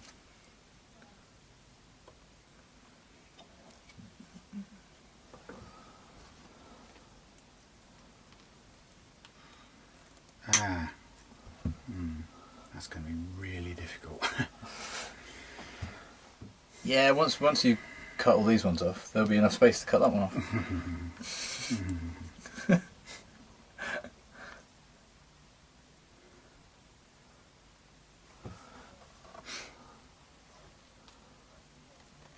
It's like nobody ever thought about anyone refretting this guitar, did they? You know, let's make the fingerboard absolutely almost flush with the body. Yeah, let's do that. And then the person who in future wants to refret it will just not be able to do it. Okay, so this is the old production line. And again, all of this now working against the sort of, whoops, I'm getting it everywhere, that's okay. Working against a clock. My plectrum again. No, that's a little. What you're using as a scraper, maybe? Yeah. You tend to find whenever you're doing fretting, you've got the scraper nearby. Oh, it's there. Yeah. Yeah. Whenever you're refretting, your nut setting is always going to change. So you can pretty much knock off the nut whether you like it or not, because you're going to have to either put a new nut in or you're going to need to recut the slots. I mean, that's a good thing. Right, hold the back end. That's a good thing because it allows you to cut to whatever you really want.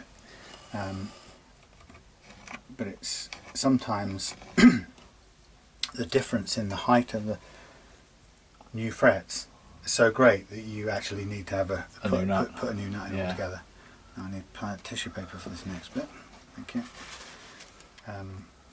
So I would always say, kind of don't start this off without having a spare nut in mind. I probably should have done this out on the deck instead of, out on the table instead of under the press. Under the press. It's a bit crappy access. Where did we put the nut? I put it in a plastic box. So I can't remember if I changed the nut on it first time around. It's out of the way. And this is the race against the clock. Yes, it does have a new. That is a pretty much new nut. Right. So. But the point is, it will have been set for the height of your frets. It's not going to be such a big. Yeah, it probably is. I don't think I did anything with the nut. Oh, okay. So I don't think I shaped the nut in any way. Okay, so my effort here is mainly just to get water onto this fingerboard at this point, and enough water to keep this sort of cleanable, yeah, along the way. Because now I want you to give me the headstock end first, and then just have them ready to come one by one.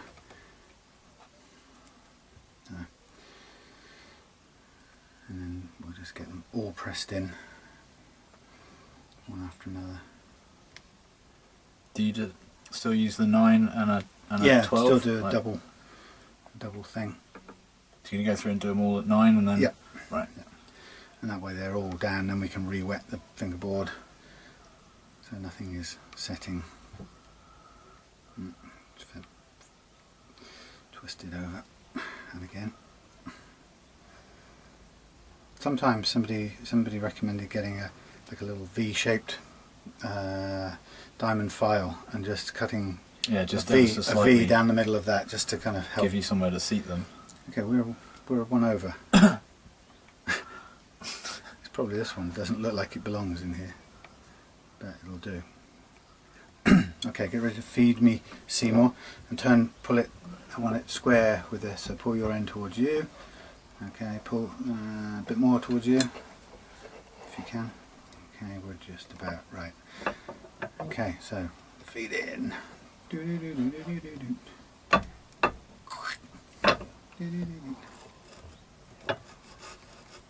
yeah, I forgot I got Velcro underneath that. I used it for something else. Right, twist it back towards you a little bit. That's it.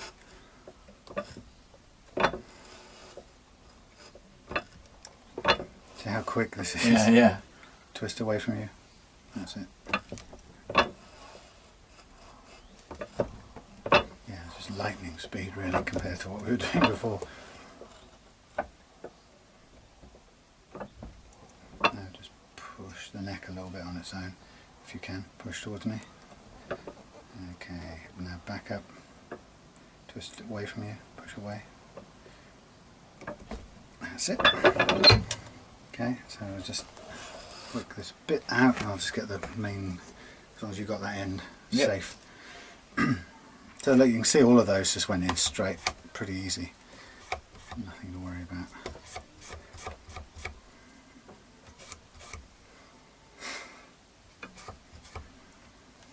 It's great how simple this bit is. Imagine it with a bolt-on neck, it's done in seconds. Tonk.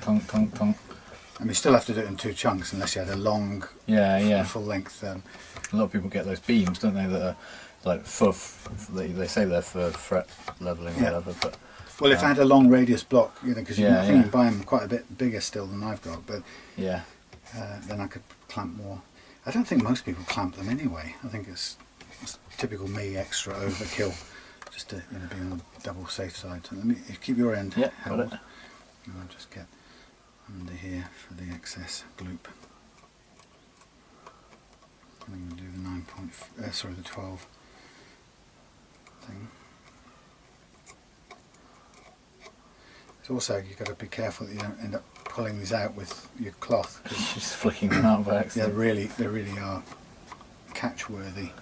I was just dying to catch up in this in the cloth. Velcroed. Velcro's your best friend. It works every time. I never lose these things. Actually, it's not true. I lost one of these just the other day, but that's why I Velcroed a new one. Okay, so it's all still relatively wet, and we can do another clamp of the correct size on the end. So pull out the base towards you, twist towards you. There you go, and back away from you a little bit. Push, push, push. There you go. One of the things I found out the hard way is when you do a test press to line it up, if you do it it doesn't even take much, put tram lines on it. Yeah. I've got loads of guitars with those on it. Last little bit of squish. Oh, missed.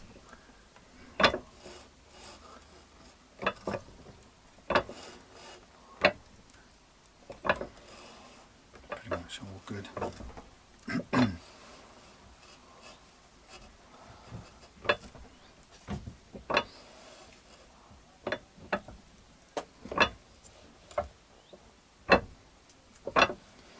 Job done. Look how easy that is.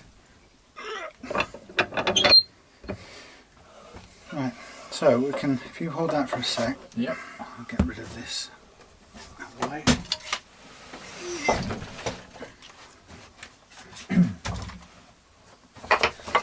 Get this out of the way. Sorry, camera. Forgot about you for a minute. Okay, so we need the neck. It looks like it needs a little bit of a wipe as well. Yeah. Neck core, 12-inch radius. Where's that one gone? One of these? Yep, there it goes to the bottom of the pile. Okay. Yeah, so this is where I bit of fingernail treatment. Again, by the time this wood glue dries, it's fairly hard to see anyway, so you can get away with a bit of glue sticking out along the edge.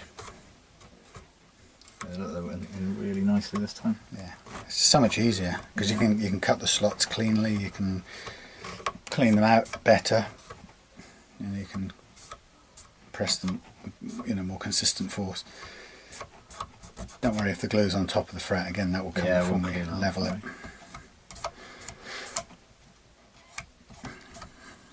Okay, so we get hold of the big clamps. You got this? Yep. Okay. Oh, I'm going to need my extra one, aren't I? How many did I do? Oh, blimey. Hey? Oh, I'm going to have to miss one. That's just a bit of a mistake. Anyway, I can't. No, wait a minute. Yeah, there you go. Do it that way around. I'm mad. What's going on? Right, I need that central to that. Need that central to that. Kind of load me up a clamp with the heavy end downwards. So flip it around the other way. Like that? Yeah. And then put it near the end, wider. Okay, just very lightly on there to begin with. And then get the other one ready once it's bitten. Oh, I'm going to tip over the water. That one on about there. A little bit further in because I've got to get the other. That one there? Yeah, that's fine. Got to get the other clamp on. Ah, my finger's in the way. Okay. Oh, I thought that was doing up kind of squishily. Okay. Lovely jubbly. A bit of a squeeze. They should stand up. Okay, now here's the extra bit. We get the 12 out of this unit here. The errant one. Stick the 12 in the right way around in the oak caul. Get the small. Is it on the end there? Right, look behind me. Yeah. Small clamp on the head.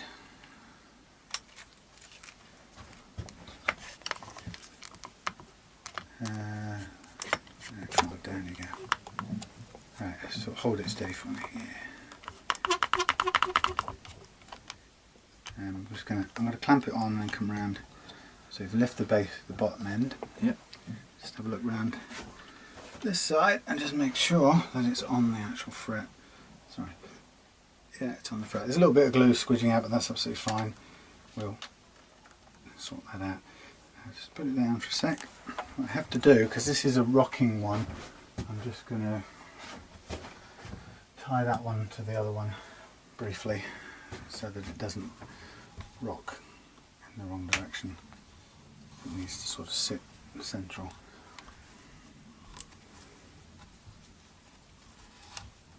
A bit like that. I think, looking down, yeah, that's as good as it'll get. Now we can put it somewhere. I could actually sit on top of the beanbag out the way, but let's stop the camera because we're going to do a bit of tidy up and then we'll move on to another guitar. But you, by the miracle of magic camera work, will see us back in a second.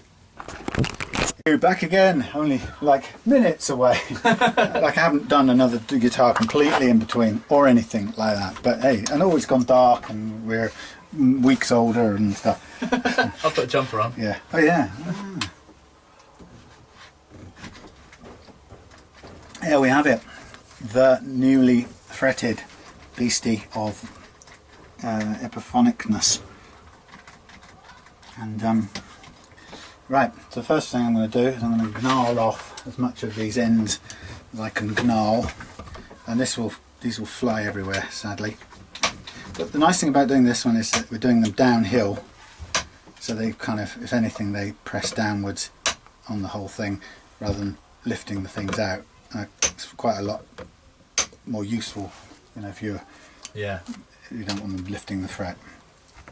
So there's only a limit to how close we can get in without putting pressure on the fingerboard. Which I'm staying well away so I don't end up with fret ends in my eyes. Yeah, none of us have got safety glasses. But you're wearing glasses. So. Yeah. Got like one layer of protection at least. That one. These are getting closer together, so it gets harder to cut these. Where's your little black ones? They're not strong enough, believe it or not. Right. No, it's got to be done with this red beastie. That's just a puller. So we're going to have to find some other, or some clever way of doing the stuff that's right up the end there.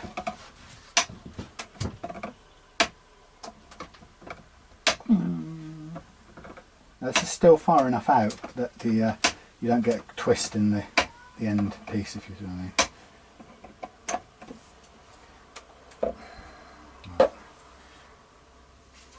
Just hold that neck. Yeah, just in case.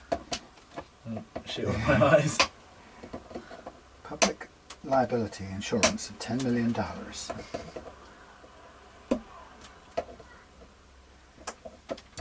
Ah, dropped my clippers, man.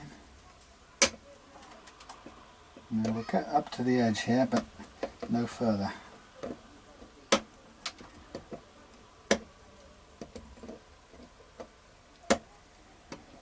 Up to there, and can we get any further than that? No, we'll have to start levering them out if we do. Yeah. Can you do it with just the end of them from above, or is that? There comes that. Yeah. How far in can we get? Let's try it. It's a new way of doing things, so I'm just a little nervous. But you're probably right, it does. Just putting a twist on it because I can't get in. Yeah, undo the, next to take the black thing off. No, it's still going to be tricky. Undo it and push it You in. can get in there, but it's just a little bit. Yeah, undo it and take the screw thing off and push it into the guitar a bit. Sorry. I'll just go over the top. Leaves a bit hanging off. I'll pull that off with the other one. Or that one.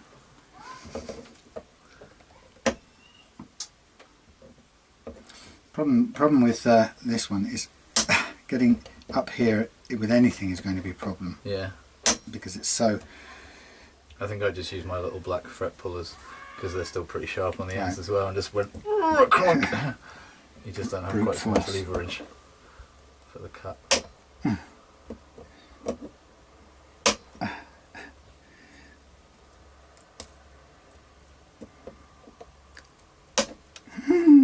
Okay, we are as clippered off as we're going to get. Now the next game is probably the Crimson File. The Crimson File of Doom. The Crimson File. Actually, probably. Do you want to get Henry up and we'll just whip off all those. Sorry, mind you back. But actually, just bring the nozzle. You can stay there. If we pull up over we're going to be the little bits. grinding with the back of the guitar on little tiny bits. There's going to be quite a few bits flying anyway, but it's best we start out with a Is few. it plugged in already? Yeah, it should be. Just press the. I'll move as many sukables before we start. Drink some tea as well. Yeah. There's my SD card holder. There goes my thingy. And there goes the. Right. Give me all your sharp shards.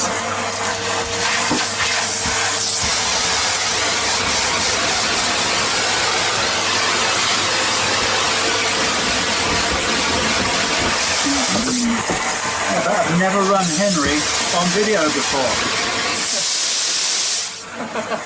Extreme close up. Oh, there's that thing from Mike's thing. It didn't end up there. Good. I can slap it off and put that one back on. Okay. Very good. Thank you. Great to have some help in this worky shop. Superb. Right. There's a fun part, and you might want to have a go at this as well, because you've done this before. Is I would recommend, and this might be a case of I'm going to put the switch the video off for a bit. Thank you. We're going to really, the way I did this is to begin with, is get in there and just go downwards on these, just to bring them close to the board, and then move on. So it'll take first of all the really jagged edge off, and then it will get it close to the board at an angle, and then I'll get the other thing running up and down. I think you struggle up there, but I suspect we might still put some paper on there and that's do it. what I've done before. I don't like it's twisted these up a little bit. We may end up having to level those down anyway, but just getting at those has just twisted them a little bit. C'est la vie. It's par for the course. See, have a see. Yeah, I'll do a bit of that. We'll stop this for now. Okay, we are on the go for the final bit. Well, miraculously, all these frets have appeared on here, and they're all polished off or rounded off, and it's glistening away, and it's just ready to go. The other thing is I've got a new nut here, which we probably need to shim a little bit. I don't know. Do I know if we need to shim it? Well, the one way of telling quite quickly is to grab the bridge. Grab this long thing, chuck the bridge on there, and we're going to run a ruler or straight edge down from our existing nut to the existing bridge. And actually, M's okay. That's actually, I don't know why. Do you want a light? No, that's fine. I can see there's loads of room. That's actually doesn't need shimming at all, I don't think. So I don't quite know where it was before, but I've forgotten, so it was a while back now, several hours. So I'm just going to stick this. Some other guitars later. Is this the same guitar we were doing? Yeah. Stick this baby back on with this Gorilla Glue.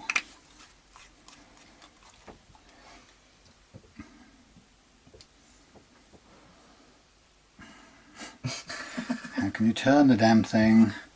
Right. Get down in there. Right. Sit in there, you. Yeah, so it seems alright actually. Just lining up, looking at the spacing. Spacing's good. Sit on there, I'll do.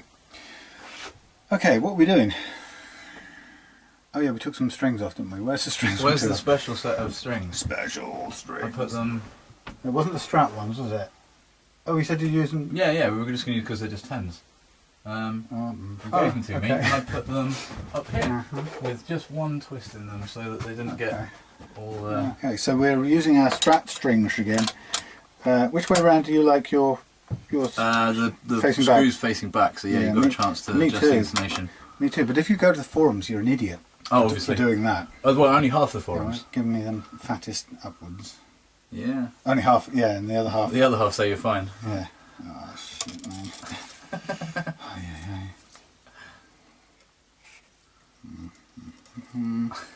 It's not really going to go, is it? Sorry. Let's come back that way. So these go blue. Do we start with the blue? Blue, red, green. Is that blue, the thickest? Red, white. Blue, red, really white. The thickest? Yeah, it looks thicker than the other ones there. Yeah. Yeah. Sure it's not Definitely. white? No, definitely. It's going to go blue, white, red by the looks of things here. So we are putting some strings back on here which are going to be sacrificial, and we're going to chop them to pieces once we've done this. No, you're going to keep them, so you've got a sacrificial. Oh yeah, sorry, yeah. Oh yeah, I forgot that. Yeah, with they're going to have crimps? Crinkles in all kinds of weird places. I'm trying not to put too much load on anything. The nut. I don't want it dropping off. Let's just leave it there for a second. What's that big thing? Huh? What's that big red thing? How big's that fella? Oh, it's smaller. Yeah. Okay, I'll trust you. You know a string from the string. Occasionally. Yeah. That has been known.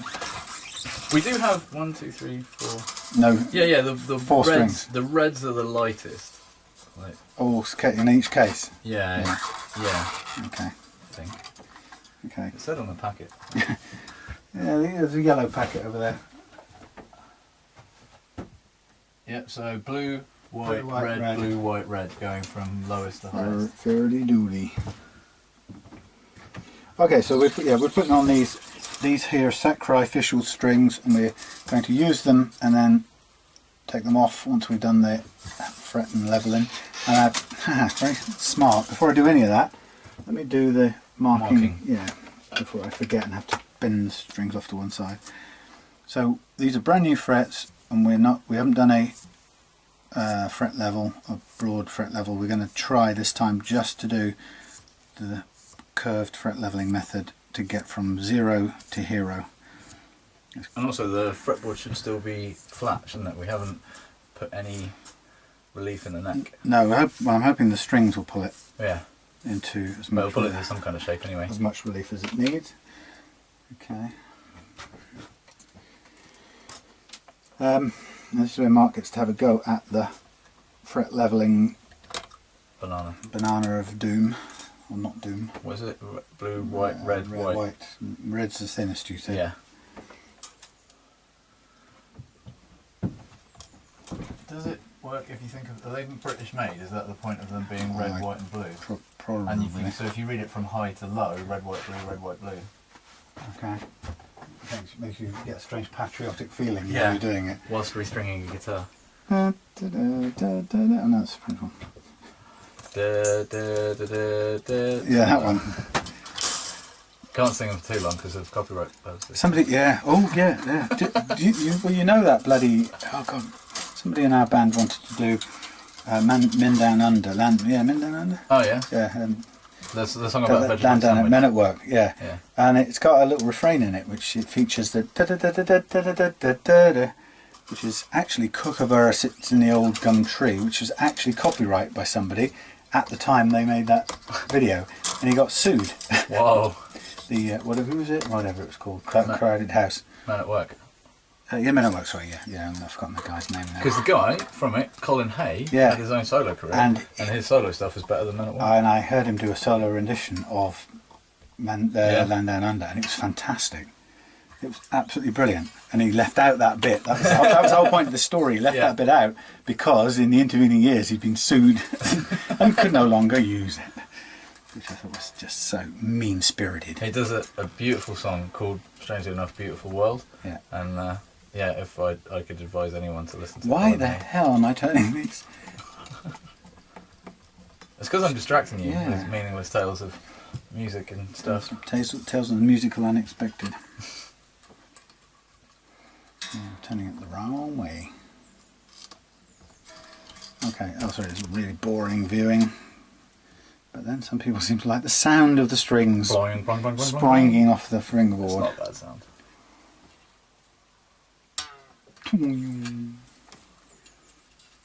Yeah, so purpose of this stringing is to put the neck under load with these lovely juicy 10s. Is that what you'd normally string with? Yeah, I'd probably put 10s on this. Okay. I've got a couple of guitars with 9s, but this will have 10s on it, I think. Okay, so we will string this fellow with 10s, and this is to load the neck, and then we'll get stuck in with the fret leveling, the banana tunable fret leveling file, and we're going to level frets. And you know, there's a funny thing that happened the other day. Somebody alerted me, or mentioned, or kind of gave me a heads up on a conversation, and sent me over to whatever his name is, Chapman. Oh yeah. Guitars bloke. Yep.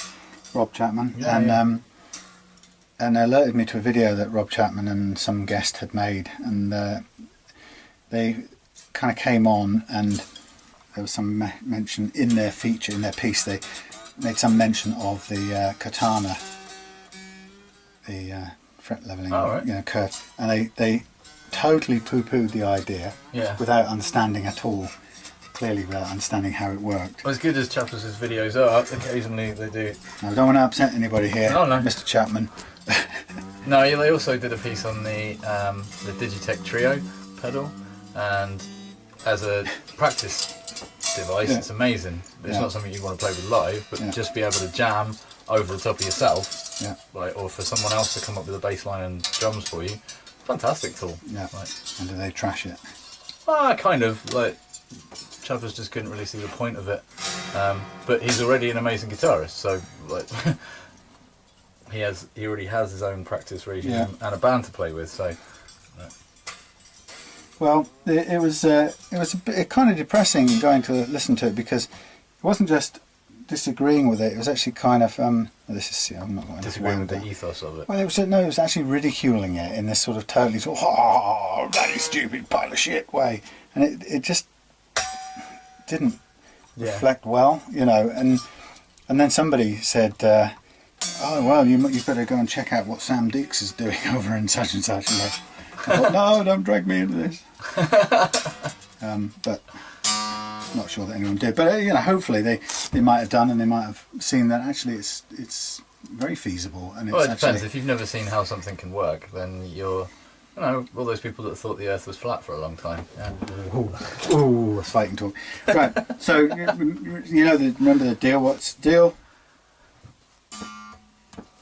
Gonna 3 points. Put 3 points of contact. Yeah.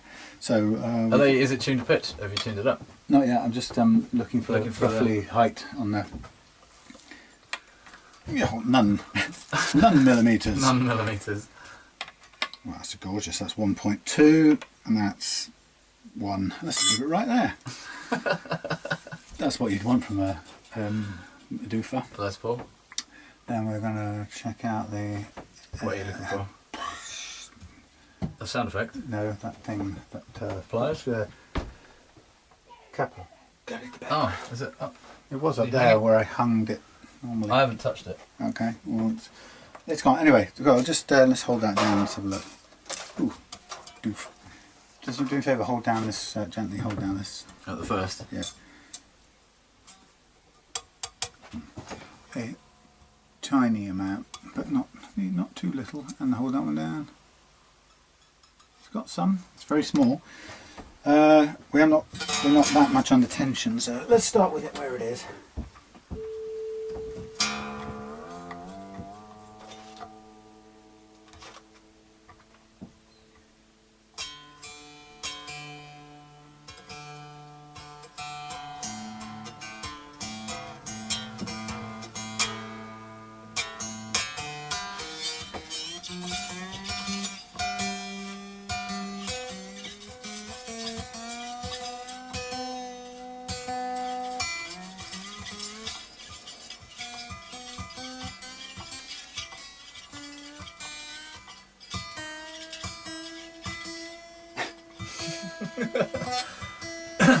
I wonder if there is a guitarist on the planet that doesn't wince when you tune a high E. I don't. Oh, there's my capo stuck over there next to the PowerPoint. Aha. So I don't really want to worry too much about the tuning and ringing all but it's the just stuff. to put more pressure on the neck, which should hopefully put a little relief in it.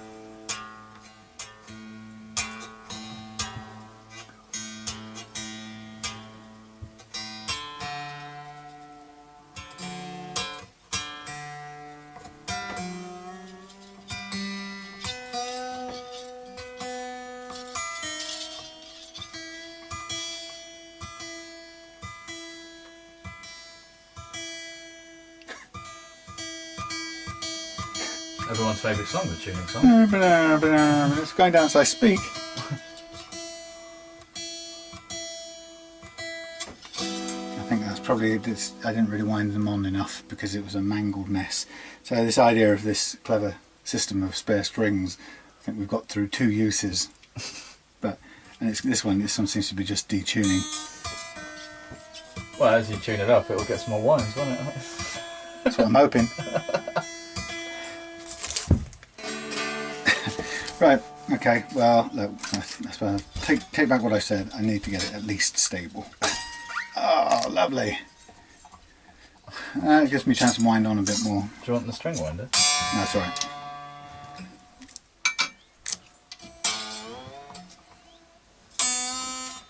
It's about the only thing you don't have in your workshop that doesn't have Velcro on it. Oh, yeah. Damn. Missed one.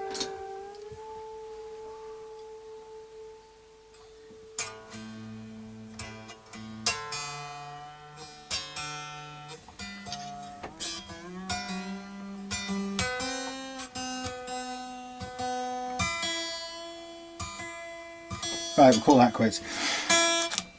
Okay, so we have the action fine 1.21. We've got a little tiny bit of relief in the neck. What height are we at the nut. The nut where we've got the what sits in the thing. Well, there's our set of pens. There's a set of pens from earlier. And then somewhere there's I think it's over there, your fret height gauge thingy. No, I'm looking for the feeler gauge. Yeah.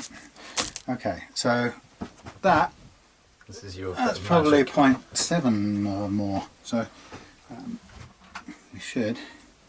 So do you fancy having them? No, I'm going to let you do this. Okay, right. This is your magic. Okay, thanks, man. No worries. You're the best. Go in goal. So I'm going to drop these two off. You're great in goal. No, you go in goal. No, you. I always got to play in defence because I was amazing at football. Okay, so we've got our slightly oversized set of stuff, and I can't even remember what the hell it is now. I think, is that the same set? We haven't moved them around, no, have we? I haven't dug them around, didn't put them back in the box of files. Very good. Right, so I reckon that Len one's high, but this is about 0.5, so 0.3. We'll just hack away at this. This is going to take a little while. Those of you who've watched my setup before, turn it off now. This will go for a while. We are cutting into should be graphite. A graphite. Yeah, graphite nut. I remember. And I'm going to cut down these slots to give us an action of 0.3 over the first fret, and it just takes as long as it takes, and we use the fresher side of the blade if possible.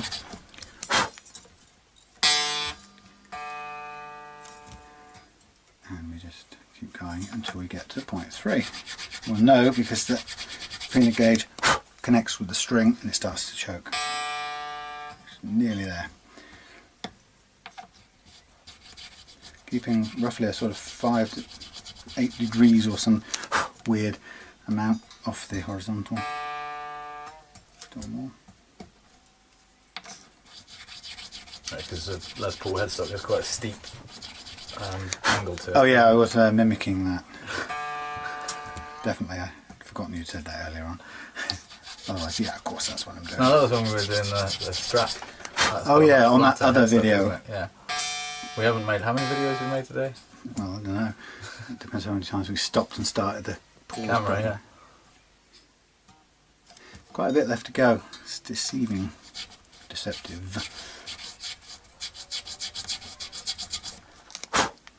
Yeah, this graphite stuff is quite dependable material for cutting. It's a sort of the different plastics, and including tusk, I just don't like. Also, the plastics allow choking to happen a lot better, I think. They seem to just expand. Yeah. Once you cut through, they come back on the string. And the idea of the reason I bought the graphite nut was because I put graphite in my nut slots on guitars that don't have graphite nuts. Yeah. To aid with the movement, especially on my one with the tremolo. Because if they're moving back and forth through it all the time, it just gives them that little bit of lubricant. Yep. I've got a pot of it's down here. Graphite there. I thought that was actually magical fairy dust.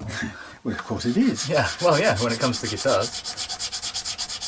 Right, so here we go with our string.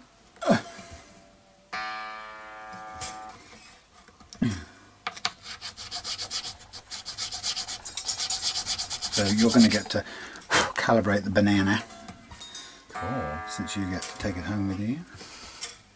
Your very own one. So in fact, the first one which came out has a very sweet history to it. It's a truss rod that came out of a Affinity Squire that I bought, where some kid had tried to hacksaw the head off the guitar. And he got part of the way through the truss rod. Realised he got part of the way through the... Whoa. And then gave up, apparently, according to his dad. Well, that was probably a good idea. Why was he taking the head off of it? Boredom. Just teenagers. I thought I'd just ruin this for the sheer hell of it. Yeah, so he stopped at some point, and his dad then went to sold it off. Presumably the son had left home or something. Noticed. Yeah. And so I bought it cheap, and to be honest, I never managed to recover that guitar. It ended up binned. Well, but actually I used the body for something else, but the neck became the banana of legend. And it does have a very turnable end to it. Did you try cutting through this end as well? Let me see. No, maybe he did. Yeah, might have done. It's just like, I'm gonna wreck this guitar. Yeah, I don't know where would that bit have been. That would have been on a, what was it from? Affinity, so it was headstock end. Yeah. So maybe should cut through. Just going to cut the entire top of the neck off and cut the bottom of the. I hate my guitar. I hate my guitar. Should have seen some early Who videos perhaps, and then he would have had a better idea of how to wreck a guitar.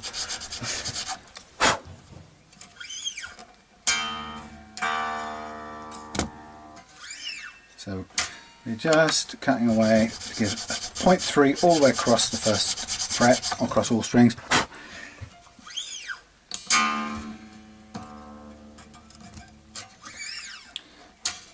The funny thing is, if you're doing this, you find that the force you need for these big slots is not the force you need for the finer ones, and if you go at it the same force, you can be through to the other side before you know what's happened, and kind of ruined.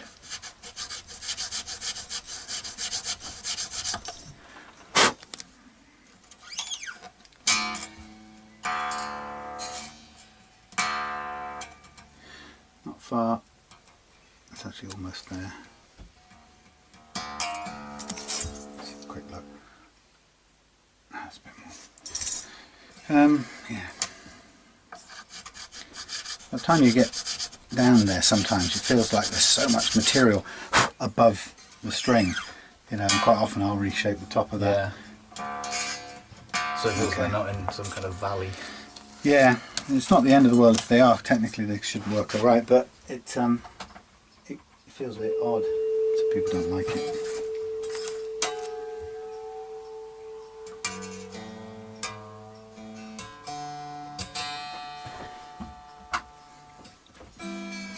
So I've done the low the three bass notes, and now I'm going to take off the E and the B and work from the G upwards. And again, all of these nut files I'm using are deliberately above the gauge of the string to create a slot with plenty of room in it, because I'd much rather have an overcut size in terms of width slot, which is much more important to stable tuning and easy movement of the string. So people forget that the string's moving back and forth in that slot. Yeah, as you bend it, or just playing it, yeah. Even if it's just moving back and forth by a micron, like, it's still got to move in there. As soon as it gets bound up in there, it gets held and changes the pitch, and then the pitch out. You'll tune it, and it'll stay in that place until you put some more force on it, in which case it will suddenly just pop out. And you get that horrible ping. Yeah. Now we are just on the mark with that one. Yeah, that satisfying little.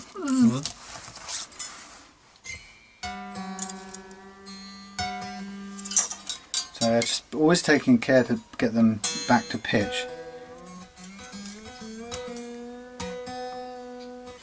Not because you're playing against anything, it's just that if it's not at pitch, it's every chance that the string will sit falsely halfway down the slot, if there's not enough force or pressure, and then it can make you think you need to cut more, and you cut more, and then you put it under the proper tuning and it suddenly zings right the way down. Ends up deeper in the channel than you want it to be. And I get caught out like that still.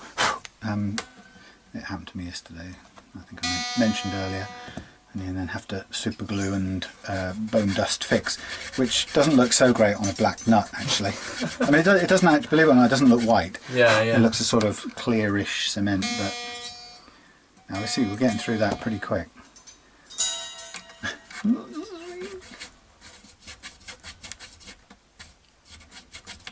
See, that's quite deep, and it's snatching at the. Woo! See, that's really quick. Just a bit, a fraction deeper than I'd want to go. Let me just check what it actually is, because we can comfortably get away with 0.2. Well, we can get away with 0.1 or below, but I'd rather it wasn't less than 2. Okay, it's just over 2, so that's okay. Not ideal, but yeah, that's how quickly you can lose it. If there's any problem with the way it plays, then I will put a tiny fill in there and recut it.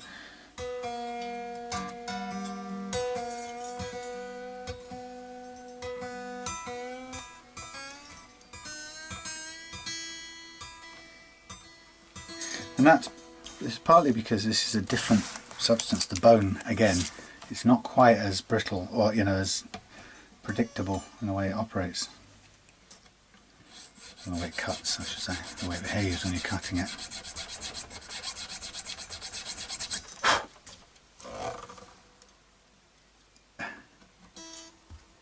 You can see visually how much has got to come off there. It's loads.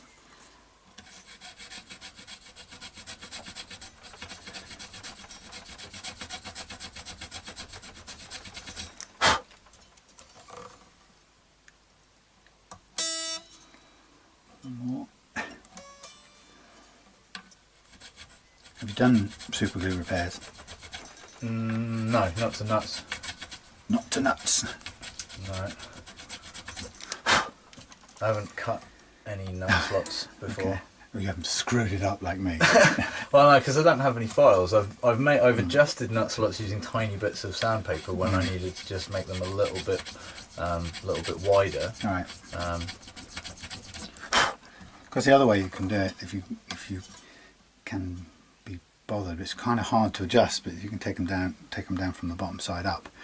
But it's very difficult to get. You can get them generally lower, but very difficult. They're very hard to get them to an exact depth, as we're doing here, or trying to do here. Yeah, well, that's the second nut that I bought for that, because the first nut I did exactly that with. Right. Wanted to get the action lower, and ended up just taking off 2mm too much, and 2mm too much is huge at that end. Yeah.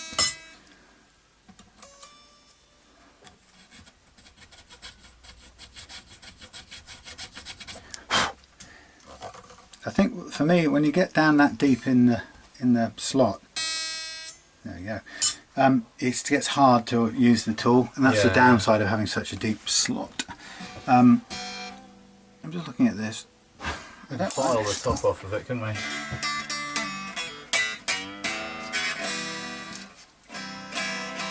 It's insane how light an action that is. It's mad. Yep. You don't even know you're holding it. I mean, obviously it's way out of tune.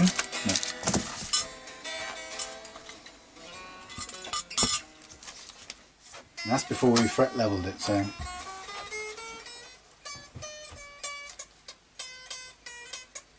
Yep, we're going to have fun. Okay. Well, no, but that's kind of in the You middle. are, aren't you? Well, yeah. I expected it. Yeah. Okay, so you've got your thing. I've got the banana. Where's the little nuts? They're here. We're going to you're going to use these, because I think those are the ones you're going to have for keeps. Don't find the other one. It's in the corner. Oh yeah, upside down. So we'll plonk it. Yeah, I'll do. One. We'll just have a little measure. Boink, boink. So sort of try there. Yeah, it's just Just enough. long enough. Yeah. Let's have a look at so plonk them down and then just measure them for Distance. equal distance. So in which case go to there, or if you're going to bring it to there a bit more, maybe you get to the next one. Yeah, there you go. And then since we've got paper on there already, just for your, I always forget it, but for your own peace of mind, stick a marker where you put it. And then you have no trouble shoving it back there again. Okay, so yours is tunable pretty much by finger pressure, so you shouldn't have a problem with that. Alright, so that's on it already. Okay. Are we... So come backwards anti-clockwise to slack it off. Right. And that will go to whatever its defaults to. Hang on, let's get this back here. That defaults to whatever it's. And we're not going to adjust the action or the neck in any way first. No, we've done all that. I think that's about as loose out as it comes. Okay. So at its loosest, you're saying, let's have a look. So put it down on the left. Oh, See, it needs a bit of curve. yeah. Look. Okay. It's catching on the top of it. Just. What does it feel like to you? Where does the thump feel?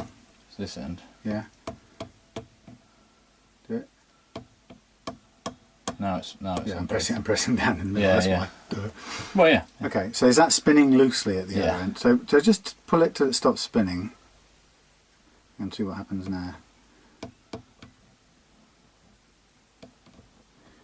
What would you say? Is that about right? It's not going click clunk. Yeah, but now I'm getting it almost a definite double tap. Like It's on both. Yeah, yeah. Okay. So if you're going to work with that, right, then we know there's hardly any relief from the neck. So just have a quick look. Chances are this thing's going to have a bit of curvature in it, just as is, right? Because it's not going to be flat. There's no reason. I probably just hand bent this as straight as I could do it. But it's probably going to start with a bit of curvature. The other thing is if we had a look at this again and said, look, okay, we think we need a bit more. Let's just go the whole hog. Let's put a bit more relief into it, right? Yeah. So get the correct Allen key, shove it in there, and give it an anti-clockwise, ideally. So you want to start from this end and push that way. If I can find if it's even the right size one. Yeah, it's the right size. It's just trying to get a. Yeah. There we go. And then you've got it on a way that's impossible to put any force on it. Whoa! Yeah, it is impossible to put any force on it. But you might just do a little tiny turn. Yeah, if there. you can. Bend the strings a bit. That's pretty stiff. Yeah. So go a bit more if you've got. See, we could always try running a little bit of oil down there. As long as it moves, it seems to be undoing a bit. So let's maybe pull the string out of the way.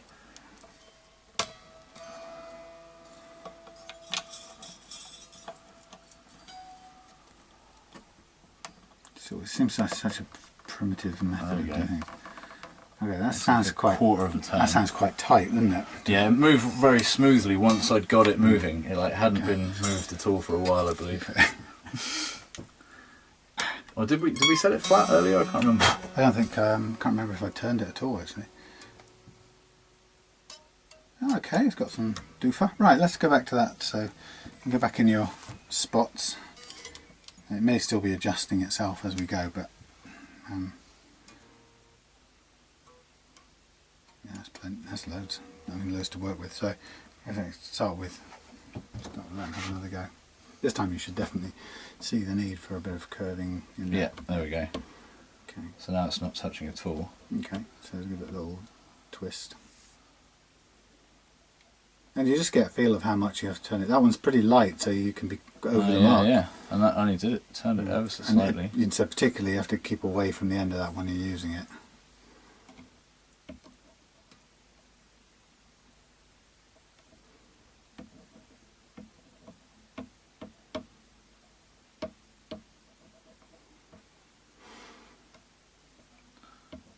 Wow, that's like you can turn it I know. like a millimetre and it'll touch or not touch. Or even less than a millimetre. Yeah, yeah.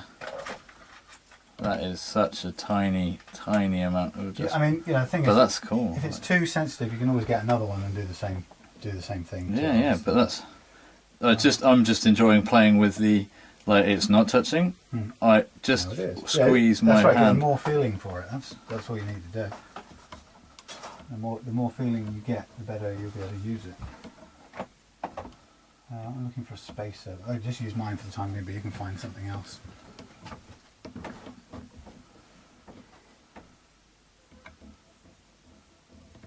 I reckon that's still a bit more needed.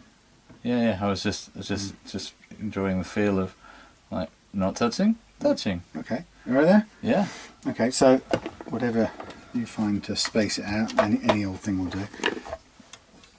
So remember to use the first setting for the first two lots of strings, or the first two tracks. So we're going to hoik out the E, drop it off. Yeah. Push out the string with a spacer at that end, and what you've got is going to ping out. What you've got is a clear run on this. To just. And then drop it in there and just enjoy the feeling of destructive scraping as you wear away your precious Everyone loves thing. Now yours, that's quite flexible, so just remember as you're using it. Yeah, I'm trying not to apply any pressure to it. I'm trying to just let the weight of it and gravity do. So if you do that, the first thing you better do after a few seconds of up and downing across that whole slot, the whole gap, is just do it for a bit, and then when you're ready, stop and have a look and see what it's telling you about where it's cutting. And you've got 400 grit on there, so it's pretty light. So expect it to take you longer to get down. Yeah. So yeah, got some obvious. So we've got that one is totally worn down, and I find that one hasn't been touched at all. That one, yeah, a little bit. Has So been I a can little see bit. little bits here, quite a bit on that one. Little So bits. same at the top here. Anything in the middle? So one here, not very much. A little bit there, not very much on any of those four. Okay, so it might be. For me, that would be a flag saying maybe I need a bit. Maybe it isn't curved as much as it should be. As a neck is, but yeah, do it a little bit more, because even that 400 grit. Yeah, it's and not that kind of lightness. You're hardly gonna. You're not going to go anywhere. Yeah, it's basically just taking the black marker off. It's not irretrievable. Whatever you do now, you could tweak. If it was wrong, you could recalibrate it and carry on and iron it out. Yeah. So even still, the other thing is, I guess, remember it's flexible. So if you hold it, if you have any pressure at either end, it will be flattening it out. Yeah. So it's difficult, but try and maybe if you hold it in the middle and the same thing will. Yeah. Applies really. It's like playing a violin. Yeah. But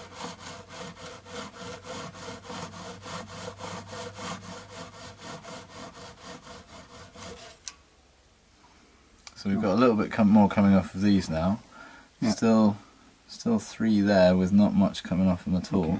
But all the rest seemed like a fairly even amount of. When you played it, did we run into a buzzing straight away?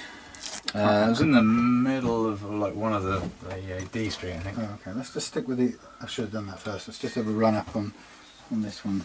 See what we've got. Again, that's another way of knowing what you're dealing with. Okay, so around here we have got some bit of congestion there and there. Okay, so we're going to keep going. I mean, it's very, very light. I would recalibrate just to be on the safe side. Let's try and make sure that's in the middle. But have another go as you get the feel for it.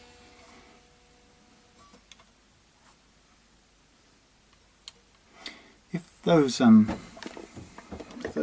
pointy enough. Yeah, I got a feeling that they're quite flat on the top. I'll tell you what, why don't I donate you Mr. Tamagotchi's finest? Okay, since I won't be using those.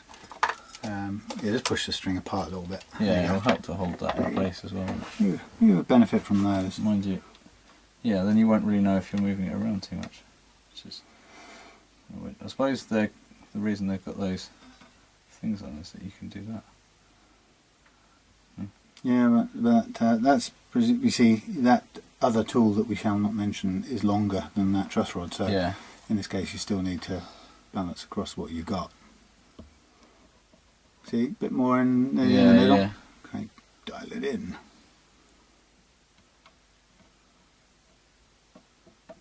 Too much? Yeah. Kinking down.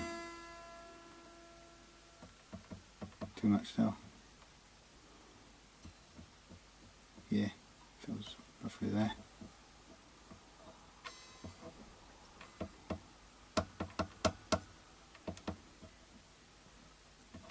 Yeah. Better than it was, I think. Yeah. Alright, so careful with that now. It becomes a delicate instrument that you dare not upset. Don't touch it. I think the doohickeys pull the E out and off. Yep. See what happens now. A lovely grinding sound, isn't it?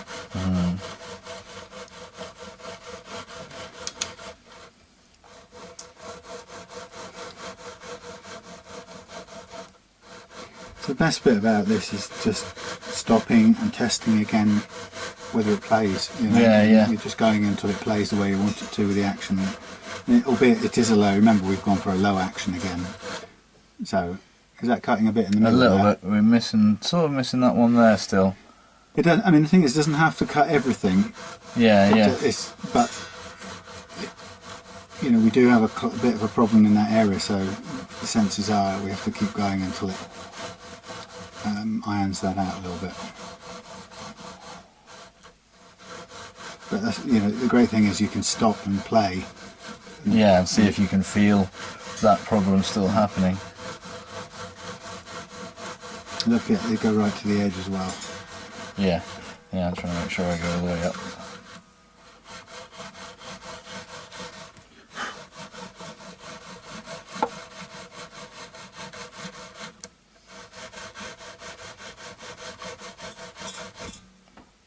So, yeah, look at that. It's cutting some groovy stuff. Yeah, yeah. And down here, we've definitely started cutting through a bit. Poing.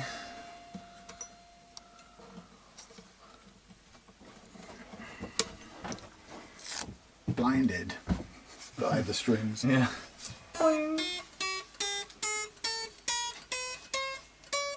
Closer. Yeah, yeah. Very nearly. A little bit more. Yeah. Shall I recalibrate? No, I'll go at it. Go at it again. It feels like it's doing the work now. You know, if you later on, if you know you want to get a bit more confident doing it, you want to stick meatier sandpaper on. All it means is you got to work a bit harder at the other end to get the scratches out. Yeah, yeah. But also, if you're heavy-handed, it can take away a lot quickly. But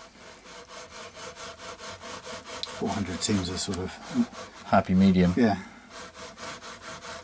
Nice, and it sort of prevents you from making a horrible mess in a hurry.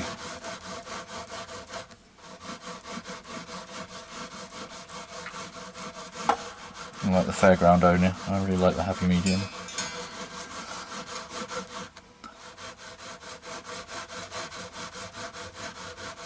And it gets to a point where you just go, I know it's going to be perfect.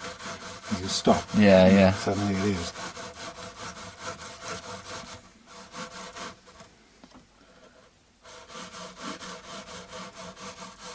Also, the ones that you see cutting heavily now, they don't necessarily carry on doing that all the way across as you go. Yeah, yeah. Because they may just be slightly raised at the edges for you know crud in the slot or not seated properly.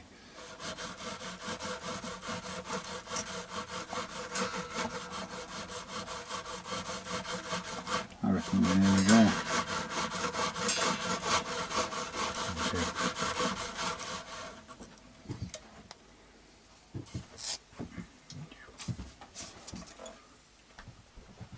This is inevitably going to break at some point, lofting it over there.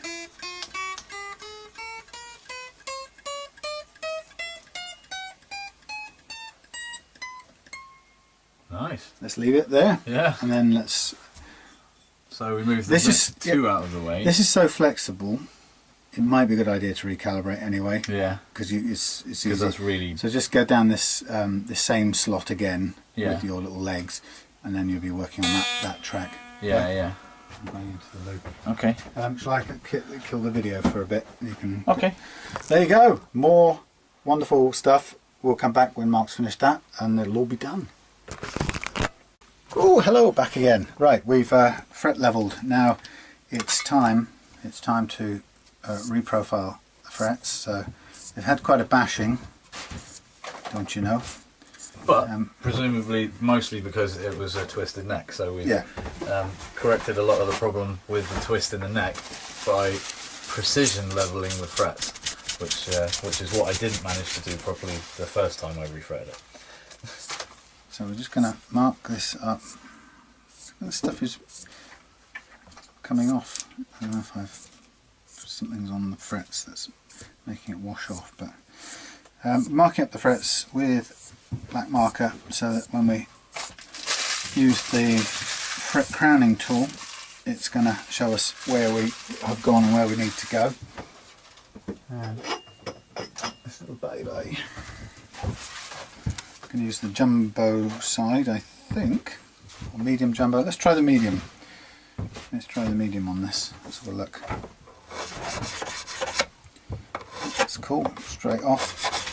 So some of these frets haven't got a lot of, haven't had a lot of flattening, so this won't take long. But others at different parts have, and that's going to take a bit more work to basically reshape them so that they're a nice kind of arch form, I suppose you could call it.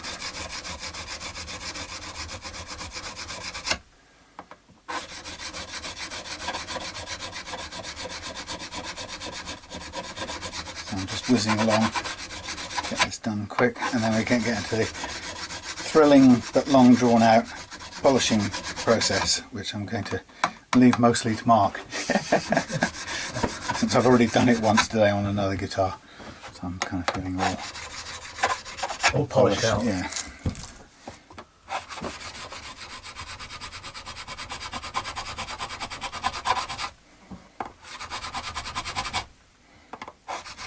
A fair bit of welly into some of these spots that have been levelled, just to reshape them. It takes quite a bit of force. It's up here that's most of the work by the looks of it.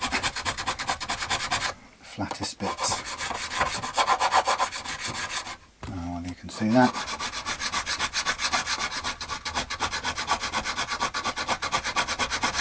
So you work tomorrow, Mark? Yeah. 4-day week though, got Friday booked off. Yeah.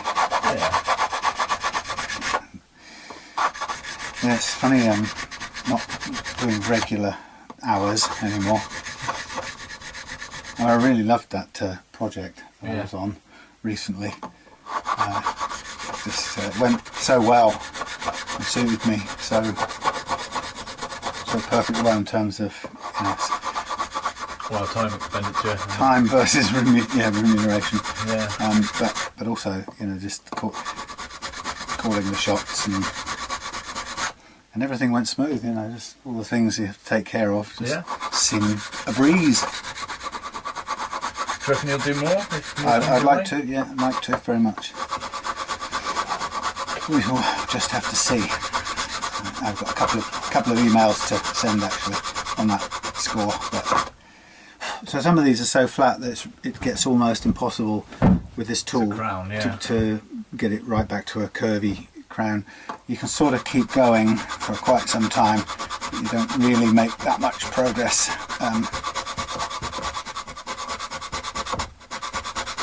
You just got to get it as good as you can and move on.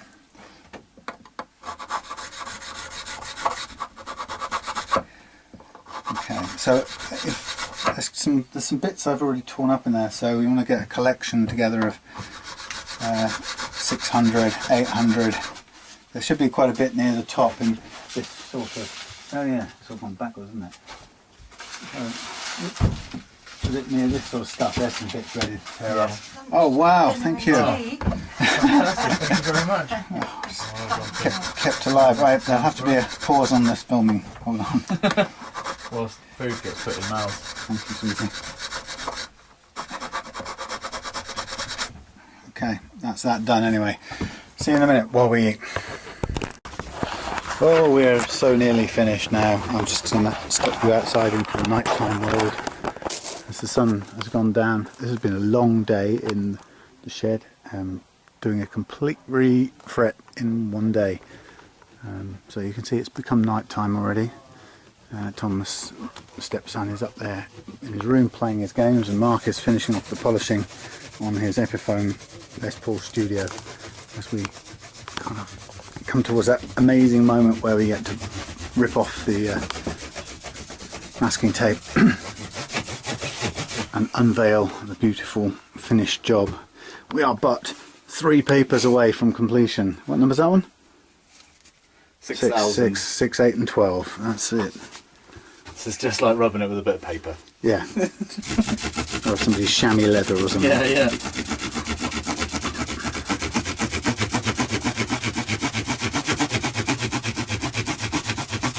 But even still, you can always see the difference every time you go up a grade. It's just like, oh, it looks shiny. Oh, you go up another grade. Oh, it looks shinier. Yeah, it couldn't be any shinier. No, it is. What? How can you get it shinier?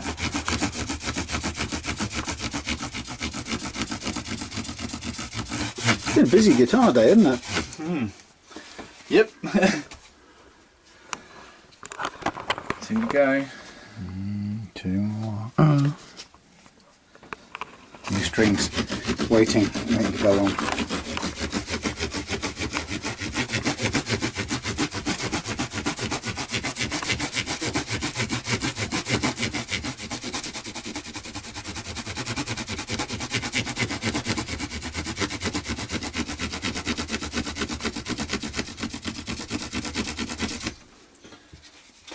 And the last one.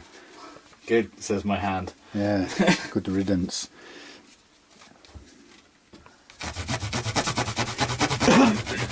And Mark's going to be going home with his own special Morris's banana, as it's known in the business. Yeah, this place needs a tidy up. I said as soon as we came to the summer and the nice weather, I was going to take it out, and I did clean it out for a minute, and we had loads of space, and it is more spacious than it was. All right. Oh, now I've lost the use of my right hand. Okay, you can hold the camera for a minute. Let's pull. I'll do the fun stuff. Yeah, you do that. I'm not quite sure how long that battery lasts, but I'm going to find out when I take it underwater, and I think you might get a good hour out of it. I think it's better than I expected.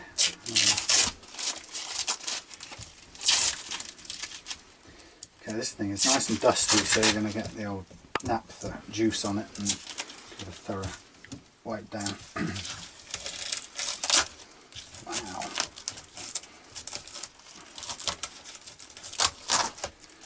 Get all the stuff from here first. It's a good workout, that polishing thing. Yeah. I usually end up kind of knackered as well. Yeah, it's the holding, like hand muscles. Take that off. Just a minute rattling. So this has always been my little favourite attachment system. Little tabs. Yeah. So that I can just rip it off. Usually rip it off pretty quickly.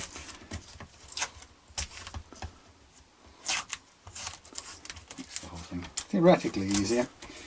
I do like this. It's a lovely satin. What do they call it? Is it satin? Yeah. It's gorgeous. I much prefer it to the fully shiny. Yeah, it's like almost unfinished. Yeah. Like, but finished, or at least sanded to a very smooth end. I've set up a couple of Les Paul, whatever they are, specials, juniors, oh I don't know, and studios, Les Paul studios, and with the same finish. And Yeah. I really like them, and also the what do we call them? The SGs. Oh yeah. And again, I love them in that finish. They just seem much simpler than the really shiny one. Yeah. And I love the red. Also, I feel it wears better as well. I mean, you don't feel so precious of even the tiniest little ding. And Yeah. Plus just the colour of that wood through, like this grain of the wood coming through the red is just, I don't know, so awesomely stripy. Stripingly awesome. Okay, so we're pulling all this off now, and it's all a little bit rubby still, and I've got some paper jammed in there. Dag nabbit. And we've got a very dry, sad looking fingerboard after all that beating. It's like somebody's been through an operation. Yeah, You yeah. know, they look a bit worse for wear at the end of it. Yeah. Even though they know they're getting better. What do you use for lightening up fingerboards? Lemon oil. Right. I tend to use a fret fast stick because it's white mineral oil in a stick, so it's really easy to just use. Oh, well, And I don't use it on strings. No. We'll just go with lemon oil. But it's weird. I never really use it on strings. I don't like the way it feels on strings, but it makes fretboards really amazing. You meant to use it on strings. Yeah. It's supposed to make your guitar feel slicker and stuff, but I find it if your guitar's set up nice, it feels pretty slick anyway. Like, Yeah. I've never been a fan of chucking stuff onto a string. It seems yeah, I don't need greasy strings. no, or stuff between the filaments and. Yeah. Okay, Although so people do swear by those coated strings, they don't do anything for me. Yeah. I quite like elixirs. Yeah. Only because they seem to last and keep Yeah. the tone better. That's just my experience, but they are phenomenally more expensive too. So pays a lot more money. I'm just aiming to get as much dust off this now as possible, and any residual masking tape glue. This is usually a bit more than you would expect, and any bits of dust and stuff all coming off. And we are like all nooks and crannies like round there. And I now do the fingerboard. So you kind of get, when you put this stuff on, it evaporates really quick and it gets really dry very quickly. It cleans up nicely. So then it really does need. It's the best remover of grease, but at the end of the day, you want the grease. Some oil in there. Yeah, you want the fretboard to be oiled, don't you? So I'm just going to have to get a knife in that bit there. But yeah, you can see how dry it is looking now. But it's not it's not too impossible to get it out, get it looking better. Come on. Why has a piece of paper got stuck there of all places? I don't understand. Did we put the knot on? You know what? We did, and it's probably just caught over the edge. That's absolutely right. Okay. There's a little bit more you could dig out if you can be bothered. I reckon if you cut horizontally and cut vertically, you'll end up with nothing in there, will you? That's what I'm trying.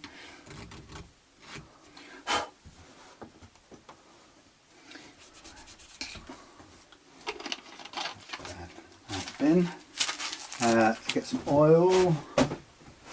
Get a rag for oil. Oil.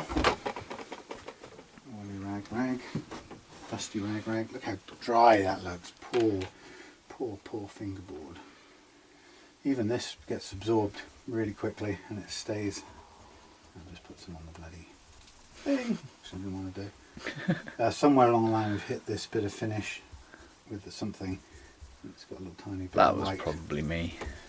But I was doing the filing down that end, so. We do have some. I have some cherry lacquer that we could chuck on if we really wanted to. Cover up that tiny bit. So this gets sucked up into the wood straight away, and actually I would try and go whatever you've got, put some more of your stuff in the very next time you do the string, because it will look like it dried out in between pretty dramatically. Yeah. Well, that cleaner stuff really pulls all the liquid out, but now you can see how pretty the fretboard is. Okay, and the fun part, I need my little guide. I don't know these strings, they're alien to me. Right. We were saying first, oh right, the other way around. Let's go brass and red. Oh, they're together. Okay, cool. It should be pretty obvious judging by the size, but you never know.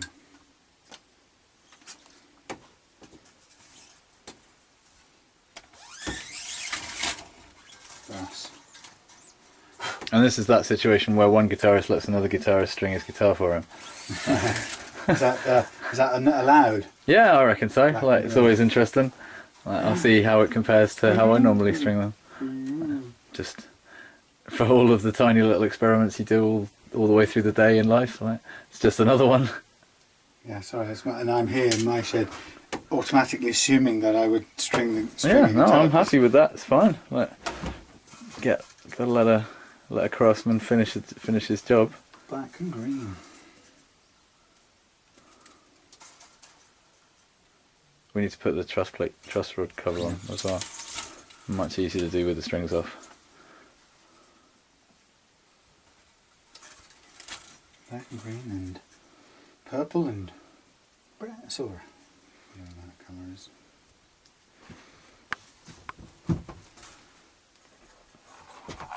Where's that? Oh, he covers there, right? As if by magic. As if by magic, yeah. That's a nice thing about having a friend in the workshop. The thing you need appears. Okay.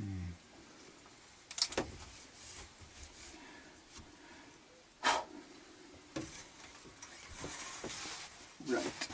So we're gonna say we're happy with that. So we're gonna put that cover on now. Oh, my thing hasn't appeared. That big long grey screwdriver thing.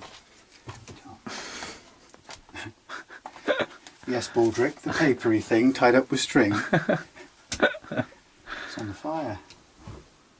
Do you remember that one? No. Oh, you're not a Blackadder fan? Yeah, just don't remember all of them. I haven't seen them for years. The Dr. Johnson episode where he writes this dictionary. Oh, and, And Blackadder burns it. Yeah. And then, or thinks he burned it, and the kind of turns out that in fact Baldrick's burned Blackadder's epic novel. It's taken him his lifetime to write. Okay, we are ready to put upon ourselves. We need the choppery chopper, that one. And we are ready to go. So this is yeah, my method is the through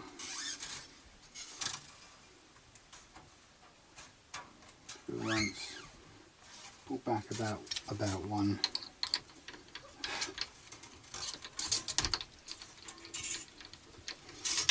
Then go round, press it under, quick that fella out of the way, and then you sort of got a self-lock kind of, Yeah. without very much material on the spigot, or whatever it's called. Isn't that what water comes out of? Yeah, probably. Ooh, wait a minute. That need a little tightening. Yeah. Oh, scalpel, forceps. Yeah. I think the patient's going to make it. They will now, yeah. I should have had a go at the other one. Blimey.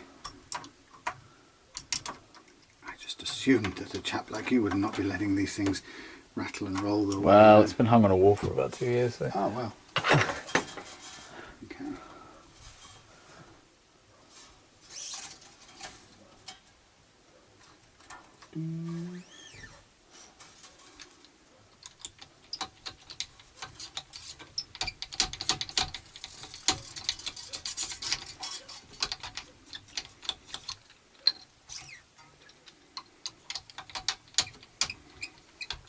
It's been a long day, you can tell, because we stopped talking.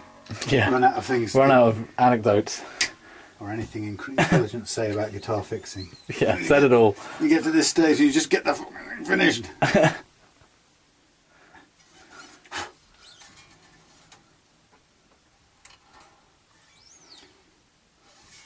Right. Of course, there'll be. You'll probably do a massive stretching thing at home, won't you? Yeah, well, I don't think we're going to do that here. I've still got you... the best part of a 40-minute drive home. Well, I think we've done pretty well. Yeah. But you know, it is really good to do it in one day, because that is, you know, when String's not on the yeah. nut When fridge when saddle. yeah, I've run out of The things. the thing next to the fret above Yeah. doofer. That thing at the end. But yeah, you know, when you see how much that takes to get it to this stage, and you know, if I ever find myself thinking, oh, maybe maybe I'm charging too much, or is it really worth that much? I think actually it's taken the two of us the very best part of a day. Yeah. To do this. We're approaching 12 hours. Yeah, so that's a pretty chunky day. Yeah. To get this done, and so it's not, you know, there's no quick way of doing it, and if there's no quick way of doing it well. Yeah, I was going to say, and if there is, you're then cutting corners, and so I think, you know, you've got to. I think it's just really good to experience it in one set go, because then it really makes me know how long it takes. Because when you break it down over days, it feels like sometimes you can fool yourself that it's less because it's fitting. Yeah, you haven't done much. You haven't actually done much. Yeah. Or even that thing that, you know, I really enjoy it, so therefore it wasn't. It's not work because I've had fun doing it. Yeah, it wasn't so hard. You're turning the wrong one. Yeah, no, I've just loosened it because it was off the spigot. Oh, the spigot at the other end. Yeah. But this bit is always the funny bit. It's doing it backwards. It's kind of annoying. I found this this guy on YouTube. I haven't been back to Trinidad for years, right? And part of me misses it. Yeah. You know, and it's a place that I wouldn't really go back to, I don't think, anymore. It's become a bit too dangerous and violent and so on. And so I just found this guy, just a bloke who has a scrambler, and he rides around Trinidad and Tobago on his scrambler, filming it with his GoPro for no reason. just to give someone like me a view of Yeah. places I haven't been. And I absolutely love it. And I can, you know, he does so many journeys for no reason, from here to here, from there to there, Yeah. from here to there to here. And I feel really strangely grateful that somebody's taken the time to do it. Yeah. And, you know, I guess sometimes people say that to me about this, but he probably, like me, goes, well, enjoy it. Yeah, it's just something fun to do. Yeah, it's nice connecting Might as well with vid it. people. And, Yeah. and then you never quite know how well received it is, you know, somebody who really like finding it and it helping them to do their thing and get it right. You also want to reset your pickup height and stuff. Yeah. Well, of course, I've said we weren't going to spend time getting it all done, but I am going to give it a bit of a pull and a first tune, because we have to hand it over to you and see what it feels like compared to what it used to feel like. Yeah, So which is abysmal. We'll give it a bit of a tug around. How's the batteries on that little thing? Still says full. Back and you can hear Thomas from here playing his games. Yeah. Shouting. He does it into the night, and the poor neighbours trying to sleep with their windows open in the summer. They have to listen to it. Sometimes not particularly offensive, but sometimes a little Brash. and not what possibly some adults would like to hear. Oh, looking good. So far, it's looking good visually. All systems look good.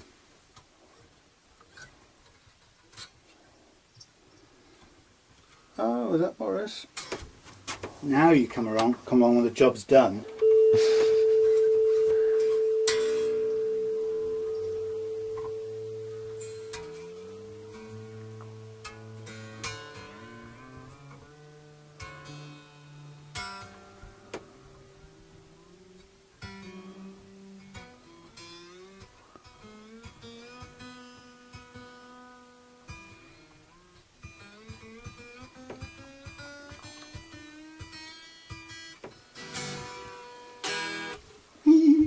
I'm just going to do something else. Pass me a little red jar there, please. Oh, you're gonna Yeah. put some graphite on the graphite nut. More stretching. God. Well, my feeling is... You can never have too much lubricant. That wasn't my feeling. Oh, right. But my feeling is that I feel that little flick of the guitar there was nice compared to I know what it was Yeah. before.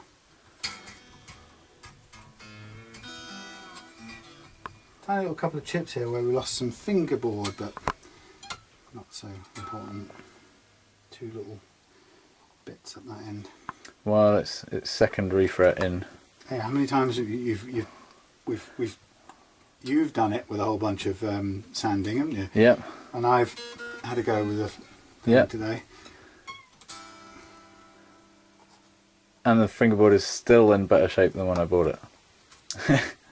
How much did you pay for it? 160 quid. It was not too bad for an Epiphone, but Yeah, it's a lot. It's a heavy lump of mahogany for 160 quid, and then some pickups I got for 80 quid for two pearly gates, which was just like a absolute steal.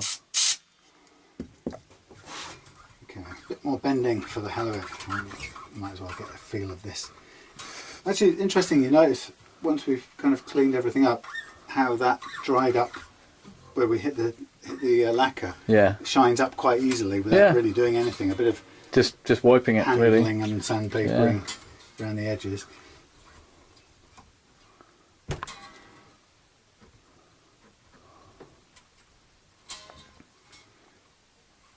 I think it's fun where it comes to a point when you're working on a fretboard that it's like, oh my god, it looks all like it's all ganky and there's like dust everywhere and it's all like I'm scratching it more and it's just like, well, that's kind of how it goes.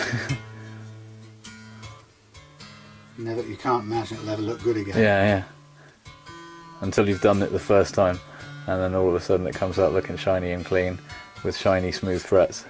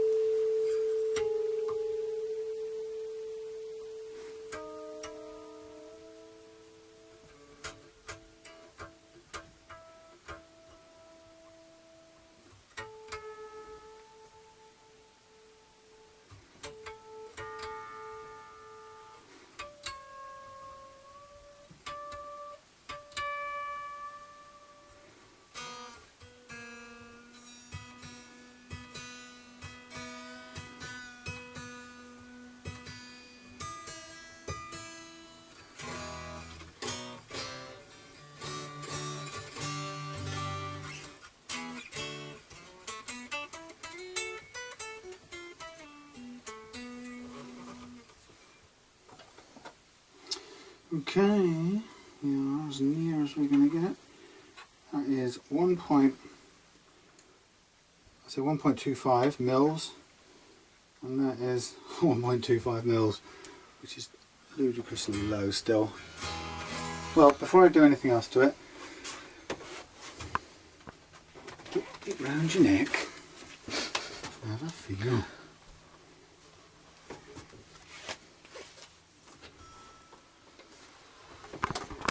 Da, da, da, da, da. Make sure the straps are on to your satisfaction. Oh, I don't have a strapisfaction. Strapisfaction. We're done with a pick. Oh, that will do.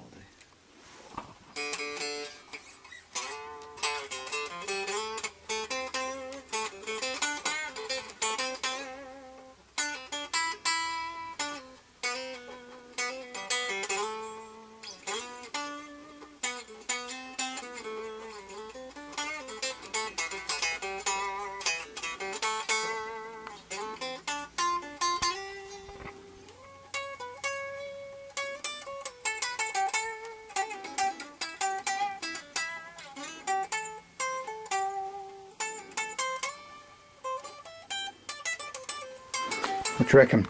Yeah, very nice. Improved.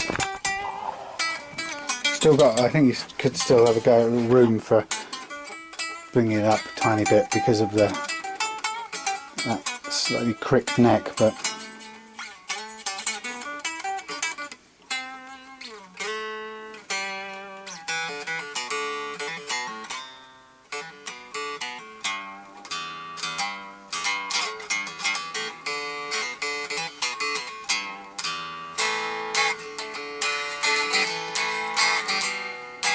I'll still be going out of tune, obviously.